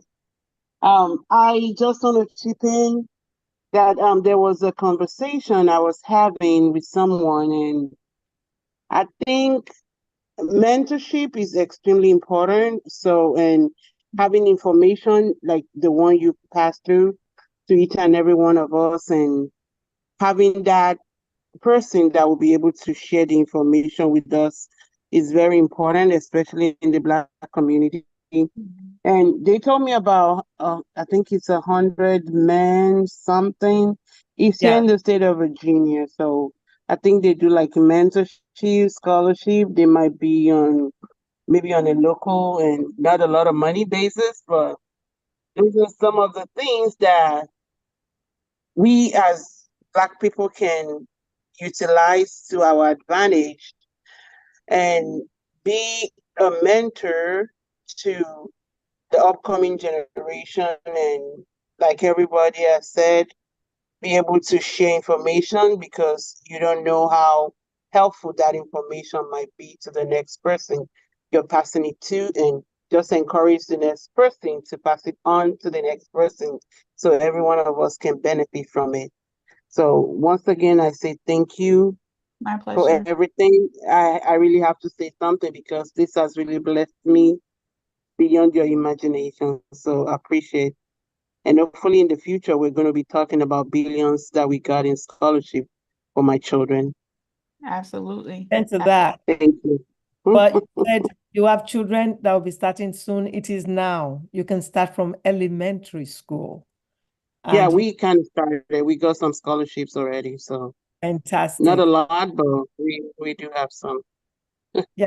And we're still working with some. Wonderful. And it is the 100 Black men. We have it in Maryland also. They are in Princeton. Yes, so a lot of cities, we have one here, 100 Black men, but they're in a lot of cities across the country, and they have amazing mentorship programs for our young men. And I also put also in there every fraternity and sorority in the Divine Nine. Those are organizations that started out in HBCUs with the exception of Kappa Alpha Psi and Sigma Gamma Rho. But they have, all of those have amazing mentorship programs for girls and boys. So I would definitely highly recommend. My daughter Madison was a mentee with Delta Sigma Theta Sorority Incorporated. And then my husband is a member of Kappa Alpha Psi Fraternity Incorporated, and they also have one for young men called Kappa League in the Guide Right program. Fantastic. Thank you. Thank you for that information. Dr. Izugu. Dr. Izugu is a cardiologist. Kindly unmute. Yeah, thank you. Go ahead, Dr. Izugu. Great. We see you. We hear you. Oh, okay, good. I'm having issue with this phone. Sorry. We hear you. We hear you. Melissa, thank you so much for your presentation. You have turned your life experience to a ministry. You know, as they say, it all works together for good, for God to create such a new that, you know, as you talk about it, it comes easy because you have experienced it. You speak it clearly. You didn't read it in a book to come and tell us. This is a life we've lived, and also how to work hard to make that happen. And I don't think anybody can pay you enough money to shut your mouth up in this particular type of business. Oh no, you can never shut me up about the goodness of God. because God have given this to you as a tool to help many. Okay, and he will continue to strengthen you and not only keep your kidney working well, it's gonna function well. You're gonna talk to people about transplant, you're gonna talk to people about scholarship, you're gonna talk, I mean, God will continue to use you mightily. And again, thank you so much. My high school actually, they told us that our motto was Bonum Eligere, which is a Latin word. And we are told that it means that the sky is the beginning. Wow. I love it. I love it. And the sky is actually the beginning of this. So this is a beginning for you, and you'll continue to spread the good news. Thank you so much. Thank you so much. Thank you so much. Sure. That is so that I love that. The sky is the beginning. And again, you know, the word of God came alive in my life when they tell you that God will pour blessings into you so much that you don't even have room to receive. Yes. And you just overflowing and you just like, I can't catch it, God, but thank you. I'm going to use it somehow. And so, no, I will never. My daughter laughs at me because I tell her when she in church, I say, you just want to sit there. I said, I'm not going to let no rocks cry out for me, honey. I'm going to give God praise because he didn't have to choose me. And I'm so glad that he did. Amen. Amen. Wow. Amen. Thank you so much. And, you know, I want to just say on the platform, Melissa posted this scholarship starting in 4th grade, Carson Scholars Fund, grades 4 to 12. So the link is there. She also mentioned earlier on the links and what she sent me before from last week. And I will forward that to everyone who is on our email list. Expect that tonight. I'll forward it before I sleep by the grace of God tonight. Wow. Melissa, do you know, I never heard of the 529 scholarship account until we met. Last week. It's there. They just don't tell you. But I didn't know. Just 30 seconds. Yes, ma'am. Go ahead, ma'am. Yeah, you know, Melissa, you know, I'm glad that you're a woman of faith, and I think that you were born for a time like this. But what the enemy meant for evil for you, this kidney stuff, God has turned around for good. Because guess what? This Medical Monday is the best resource you could ever get. You are surrounded by the creme de la creme of professional, medical, whatever it is that you need, you're in the right house. Yes. So that's exactly why God used you to get here. And we just praise God for you. Yes. Thank you for all that you shared with us. We too will pass it on. Thank you. It's okay. It's okay. Thank you. It's okay. You're good. Good tears, good tears. I'm just grateful. Thank you. Thank you. Thank you. Wow. Thank you. You know, it's just important for us to love each other and to do what Melissa is doing. To do what so many people on this platform do. We share. We don't hold back. We see something that will benefit or that is benefiting us. We share with everyone. I love Medical Mondays family. I love every single one. Thank you, everyone. Thank you. Because that's how the family is. You can see even tonight, Melissa, as you were talking, people were contributing from experience, from what they know, and, we're grateful. Thank you. Whew. So we've taken so much of your time and That's we're okay. appreciative. Thank you so much. So if you please give us your parting words, what you would like us to remember for our children and for us too. I just want, if I had to give anyone any encouragement with regards to our children, just remember that our children are our future. And what we do today is what we are leaving them with. What we teach them today is how we will impact our lineage, our generations, the generations that we will never meet, should be impacted by the things that we do today. I am encouraged by this call. I told Dr. O that all my life, I don't know what part of Africa I'm connected with, where I may come from. But No, I you're from Abeokuta. You're from. I told her, did you hear that? Seconded. She- I said she was from Nigeria. She took it home that you are from Abeokuta. So you know where you're from now. You got it. She's from Abeokuta. Thank you. See, that's it. I'm taking you home. I told you. Yes. No, it's not just me. Any of these people, Madam VP, any one of us will take you home. Yes, I've always been drawn to the African culture. And one of the things that always saddened me is because I feel sometimes as African Americans, we don't have the culture like Native African people do. The people have tradition and meaning and honor. And that's something that I was always drawn to. I would go and get my hair braided and I would just hang out in the braiding shops with the African people and I would watch the soap operas on YouTube. I don't know what they're saying, but it looked good to me. It felt good.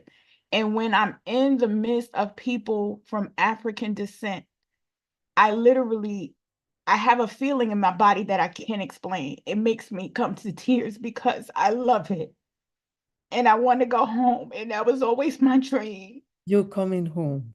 And I told my husband, You're even coming before I got my kidney transplant, and I thought I was dying, and I made him make me a promise. And I said, when I die, you have to take me home. And I meant to Africa. No, I no, told no, no. him, You're spread going my alive. ashes. We're You're living, I'm live, but even it doesn't matter. When it's my time to go, that's where I want to be because I know that's where my heart is. I want to help other people. And that's why I thank God for this opportunity that what I thought was, I don't know why I got it, but now I know because it brought me to be able to help so many people that I would have never met Dr. O. I would have never met anyone on this call. I would have never had this opportunity. And as much as you guys think that I blessed you today, you all were a blessing to me more than you could ever imagine. And I thank you. I thank you for that. And then the last thing that I will say is that when it comes to our people, recently everybody heard about LeBron James and his son getting drafted into the NBA, and people were all up in arms about it. And I wanted to read something that I wrote that I posted on my social media page. And the reason why I did that, I'm in human resources, and we would get I would see resumes from across the country. And when I would see resumes from the Middle East and from the Africa, at the top, when they would have the names, they would say, my name is such and such. And they would say son of, and they would list their father's name. And I'm going to read you what I wrote. I put, some of us have never experienced favor because of who our father is or who our ancestors were, and it shows. I said, I apologize that you never experienced that, but the charge is now on you to do it for your children and your children's children. Be great enough that doors will open for generations that you will never meet just because of who you are and the work that you did today. It's not to keep our children from earning what they want and earning their way, but your name should carry weight. And when I wrote that, I was just thinking of those resumes, because who your father was meant something. Your last name meant something. And so we have to work to help our children. All of us on this call is clearly dedicated to making our children and the children who may not even be related to us better.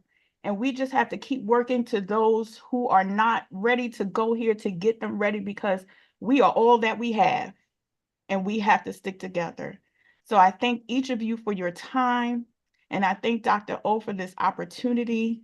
I really appreciate it, and I pray that God blesses you all, and you will see me, because I will be back participating and listen to other speakers in Medical Mondays. So thank you, Dr. O. Thank you so much. It's not just other speakers. You will be coming back to speak. When you go home, you're going to come back to share with us on Medical Mondays. Absolutely. I look forward to it. I have so many things on the platform, I have to tell you. Auntie Susan Oshifade is actually in Lagos as we speak. Okay. So Lagos right now, the time is 9 o'clock. What is it there now? It's late. 2 a.m. 2:12. 2:12. 2:12 a.m. 2:12 a.m. She wrote, she said, I spoke to her earlier on today, by the way. She's in Nigeria. She said, 2:12. 2:12. Yeah, there she is. I'm still awake. Yes, ma'am. You're still awake. I'm going. Yes. I want to read what you write. Auntie, go ahead. Yeah, awake. Say something. Then I'll read what you wrote. No, you read it for me. Okay, ma'am. Okay, ma'am. Thank you. Yes, ma'am. Auntie said, I just love your beautiful spirit. I am inspired. Thank you is not enough. We are grateful. Keep on helping others, and the Lord will continually bless you and all yours. You are welcome to our Nigeria. I love that. And she put the flag there. It is our Nigeria. Mm-hmm. It is yours and our. It is our Nigeria. Yeah. You know, you are welcome. Look, let me tell you something. Every one of this on this platform that I've spoken, they mean business. They not just talk. Trust me on that. Yes, ma'am. Dr. Veronica said, we love you.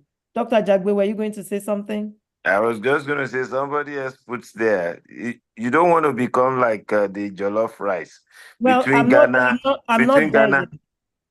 I'm not there. Between Ghana and Nigeria. You are going to Ghana too. I'm not there yet. So Dr. Veronica said, we love you. I love you too. Where to go? Oh, where to go, Doctor? Oh, that's different. So Vinci said, you are going to Ghana, not Abeokuta. Mm-hmm. So we have to comment on that. Wait now, Dr. You know, this is somebody who must have been late to the platform, because I said it before. Didn't I tell you I'm taking Nigeria and we go to Ghana? I said it. She will go to Ghana, but she's Nigerian. She's just going to Ghana because it's 45 minutes away by flight. That's all. We will do blood work. Don't worry. The end. That's the end of cinema. The end that it concludes. If someone gave me a Nigerian name, I gotta write it down. What is it? Omobowale. Omobowale. So translate, please. A child has returned. The child has returned home. The child that has returned home. I love it. Did you know the I'm coming, man. That's Oriki. I'll explain it to her. Omobowale, Dr. Ajagbe, please say the meaning again. It says the child has returned home. Omobowale, the child has returned home. And we have a name that Thank you, Dr. Ajagbe. We have a name that we call Oriki. That's deep name. That's, your... Like a pet name. No, pet call. Your traditional indigenous name. From the family, from the heart of the family. Oriki is like a pet name. No, from the heart of the family. It's not. No, it's deep. It's from the heart of the family. So what is it called? Your Oriki. Adufe. Okay. Your Oriki is Adufe. I'm writing it. Omobowale Adufe. So Sister Melissa, let me tell you a secret. Okay, I'm listening. In Africa, people don't be giving you name with lip service. They need to put money down. So there will be an Okay, so we'll do the naming ceremony. That is true. We have to do the naming ceremony. That is true. No, she told I'll be the treasurer. So, Auntie, kindly give her the interpretation of Adufe, that traditional core name from the heart. And that's way we are all coordinating together to love her name. Yes, Adufe. We all come together. Love. We all get together. We all come together. Yeah. To love her. Ife is love. So congregated love. People are congregating. Congregated love. Thank you. PhD English. Actually, they are competing to love you. Exactly. It's more like competition to love you, basically. Well, it's enough of me go around, and I love everybody, and I hope I get to meet everybody. You will. Everybody's competing to love you now, see? That's what Adufe really means, yeah. So that's your name. I put it on the platform. Omobowale Adufe. Yorubas believe that your Ori is the seat of intellectual power. And because you cannot survive on earth without your intellect, you need it to help navigate the earth. So your Oriki is really, really important. And also it ties to what they call psyche, the Yoruba psyche. And that's why the Yorubas will always talk about Ori. When they talk about Ori, it's not just that it is the seat of intellect, it's also a psychical association to your personality. Okay, so Dr. O, that's Dr. O from California. She's the only other one who can be a Dr. O. Please, I would like you, Dr. O, without interruption, I would like you to please repeat what you said. Okay. I said Oriki. Yorubas believe that your Ori means head. But we're not just talking about, the skull. We're talking about your destiny. Everything within it, that, like Dr. Ajagbe said, your psyche, the seat of intellect. Because Yorubas believe that you cannot navigate Earth successfully without your intellect.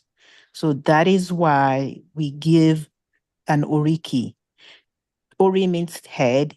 He means to greet. And to greet, and also to somebody help me here. To king Kong, to praise. Praise is key. You praise. Yeah. So usually this is how Oriki is used in Yoruba land. When you achieve some success, that name is called up to praise you. When you are angry and about to make a decision that may harm you, the elders, the parents, they call on that name to help calm you. When you're happy, they call on that name to help celebrate you. And we have special panegyrics in Yoruba land where they not only use your Oriki, but they use your ancestral names. We have ancestral names, town names, where we hail from. They put all of that together and praise sing you. And that usually gets people. Oh, I'm just talking about it. I'm getting goosebumps. I know. I'm gonna be crying again. And that usually helps people to realign themselves, and it helps them to now visualize and know where they come from. We often say in Yoruba land, know whose child you are. So don't go around misbehaving. Don't go around following the crowd. You are tethered to your Ori, to your family, to everything good about you. So it helps ground us, really. Wow. Thank you so much. Thank you, Dr. O. That was You're beautiful. welcome. And thank you, It Adiola, for the just spelling, because I didn't know how to spell it. Yeah, Adiola. well, it So also means that you are not just a number. You are not just an entity, an inanimate object. So you are somebody with a spirit. And the spirit, when a Yoruba will invoke the head of anybody, they're actually talking about their spirit. So what you just heard, in connection to the spirit of the being given a name. So many times they don't just give you random names. They have to give you a name that ties to whatever it is that occurred when that child is born. And they will choose to do it, not the random name that some household wives give to, particularly in polygamous homes, but the ones that comes from the parents of the child usually is tied to exactly what has been described to you tonight. So we collectively are competing to love you as an individual. And that is the meaning, and that is the meaningful name. A name that is just not a random name, but has deep meaning connected to what you have done. Yeah. Thank you. So Adufe. In other words, you belong to a village of loving, kind, welcoming people. So you're not alone, regardless of where your physical or your geographic location is. You have a place in Nigeria, in Abeokuta.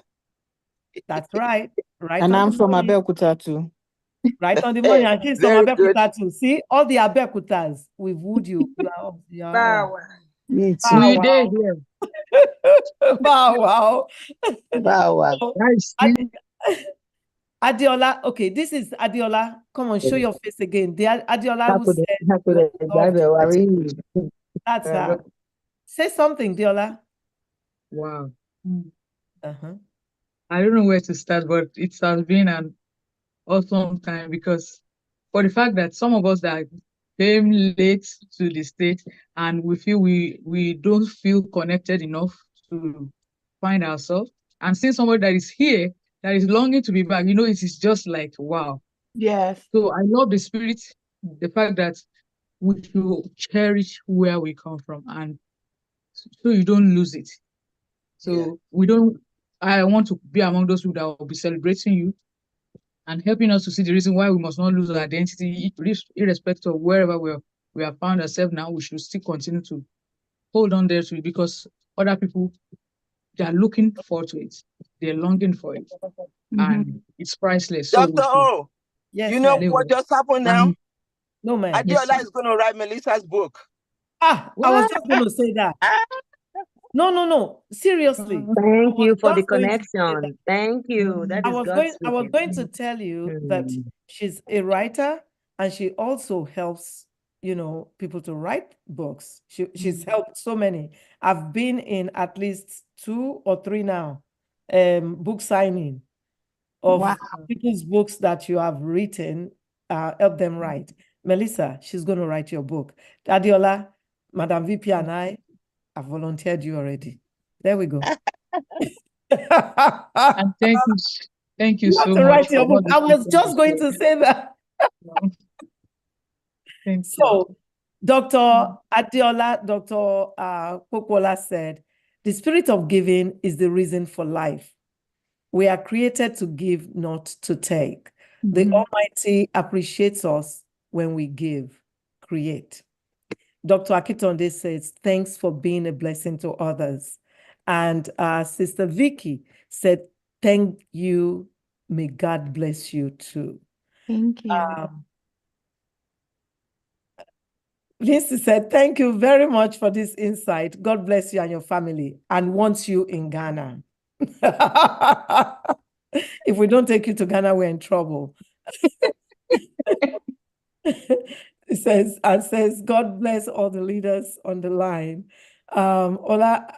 Nigerian name will be Omobolanle. I have to save this because Ola was the one who gave you that. Omobowale. Sorry, Omobowale. I wrote it down. I'm sorry. Yes, I wrote that down. That was the first name I wrote. Omobowale. Am I saying it correctly? Yes. Yeah, Omobowale. She was the Omobowale. one who gave you that name. And that means the child has returned home, right? Yes. Okay. Yes. And Adufe. okay, Auntie gave you Adufe. Auntie who is still away from Nigeria. I know. I feel so bad for anybody that's in Nigeria after this. No. They want to hear you. They're Please don't feel bad though. We are all enjoying ourselves and we are learning. Did you hear that? She's responding Yes. to you. That's why she said, don't feel bad.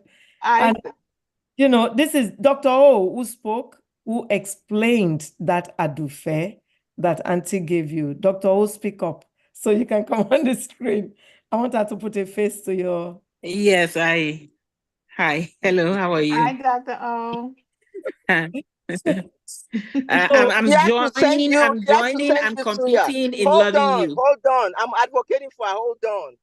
You have to send her a taste of Africa. This woman makes suya. Yes, she makes suya.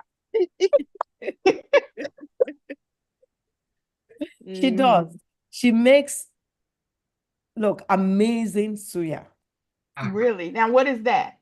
Ooh, okay. Suya is barbecue. It's kind of like kebab, but made African style. Okay. Yeah. Okay. And you're on the West Coast, right? I'm in the West Coast, yes. Okay. You know what? We order and she sends it. Oh. Oh, yeah. Sounds good. Sounds like a plan. So, iPhone, I don't know what that is, said Tears of Joy. And Olatomi gave you a name, Amokwe. We have Adufe already. It's one Oriki that one has, right? I have one. Everyone I know as well. Inyame. Okay, now, I don't know if I'm pronouncing this right. Inyame GY3, meaning God's gift. Ghana. That's a Ghanaian name. You have a Ghanaian name. Okay, so that one is Ghana. Okay, I need somebody to pronounce it properly for me. Nyame. Nyame. Nyame. Dr. Ezogu have to give her Igbo name too. You are all Nigerian. Nyame. That's your Ghanaian name. Nyame.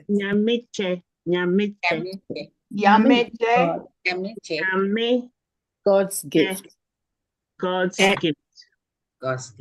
Okay. NY A-M-C-H. N1 is Nya, and then me, NYA is Nya, and then me is N-E, and then Che means gift. Okay. Nyamiche. So that's my C-H-E. God's That's my gift. Ghanaian name. Yes. Okay. God's gift. That's good. They may even give you a Ghanaian name based on the day you were born. So, what day are you born? Tuesday. Or I was born on a Saturday. Oh, I'm close. Saturday and Sunday. So Amma is Saturday. Oh. So you have a name. You have another name based on the day of your birth. Oh, wow. In Ghana, yeah, they do, and we have that in Dr. Nigeria. O, the Baba of the house, Dr. Zogu needs to give her Igbo name. Dr. Zugu, be ready, Dr. Zugu. Ready? That's good. We will give you Wala. That means child of the soil. Don't give her a long one. Biko. No, Wala. Wala. That is child of the soil. Oh, child of the soil. I like that one. Oh, yes. Wow. Child of the soil. Can you spell it, please? Yes. N-W-A, Nwa, A-L-A, Allah. Nwa, Allah. Child of the soil. Give me 5 minutes. No, but be a gilly. Come back. What was the spelling again? N-W-A, A-L-A. That's it. Nwala. Okay, N-W-A-A-L-A. Yes, that's it. Nwala. Child of the soil. Child of the soil. Child of the soil. Oh, I love the name. Yes, I love it too. Now, is that Nigerian or is that Ghanaian? No, that's Igbo. Igbo. That's Nigerian. Igbo. Yes. Nigerian Igbo name. Yes. Nwala. So now you have 3 Nigerian names. Yeah, we need to give her the outside name too. Oh, my Hausa brother is not on tonight. Binta. Asabe, because she was born on Saturday. Asabe is good. Asabe is good. Asabe? Yeah, because she was born on Saturday. Thank you. Yes. That's your Nigerian Hausa name. Don't get her confused. This is true. No. She's not one nation. She's one Auntie nation. Tawa, how many names do you have? We all have so many that I don't use them. That's why I rather stay with Melissa. We all have names like that. So welcome home. If I may, the reason why it may not be necessary to get a Hausa name is because during the transatlantic slave trade, Hausas were not known to be traded through to America or the Caribbean. They were not. It was the Arabs that took them to Saudi Arabia and Arabian nations. So you hardly see a Hausa in America. You don't. Yeah. You're right. Thank you so much. You know what? You always set us on point. I love it. Thank you. You're welcome. Dr. Tay says it's in Ghana and it's 1:18 a.m. That was at 9:17. That it will be the assistant treasurer at the naming ceremony. So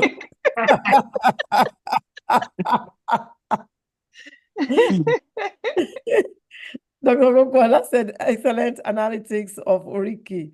And Omo Baba Agbanilagbaton says his real estate person was reunited with her Nigerian father after over 45 years. Wow. Assisted by the Nigerian embassy.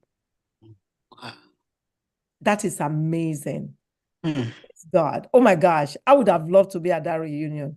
Mr. Lawal, that's our vice president for NAPAC National, said all this happened for a divine purpose. The names and the Oriki given here should be taken seriously. They fit her perfectly and they will abide with her spiritually. I agree. I agree. Yes. Amen. Amen. Dr. Mr. Lawal. Yes. Thank you so much. Everybody that may come and put your money down. Where's our assistant? I'm I know, the we have to have naming ceremony. It cannot be tonight now. We'll arrange naming ceremony. We will do it virtually. We would have food. Everybody. About jollof rice. I will send virtual food all over. No one virtual. Real food. Yes. I'm going to send virtual food. We'll have naming ceremony. Imagine Dr. O saying virtual food. We are not UFOs, so we want real food. Don't worry.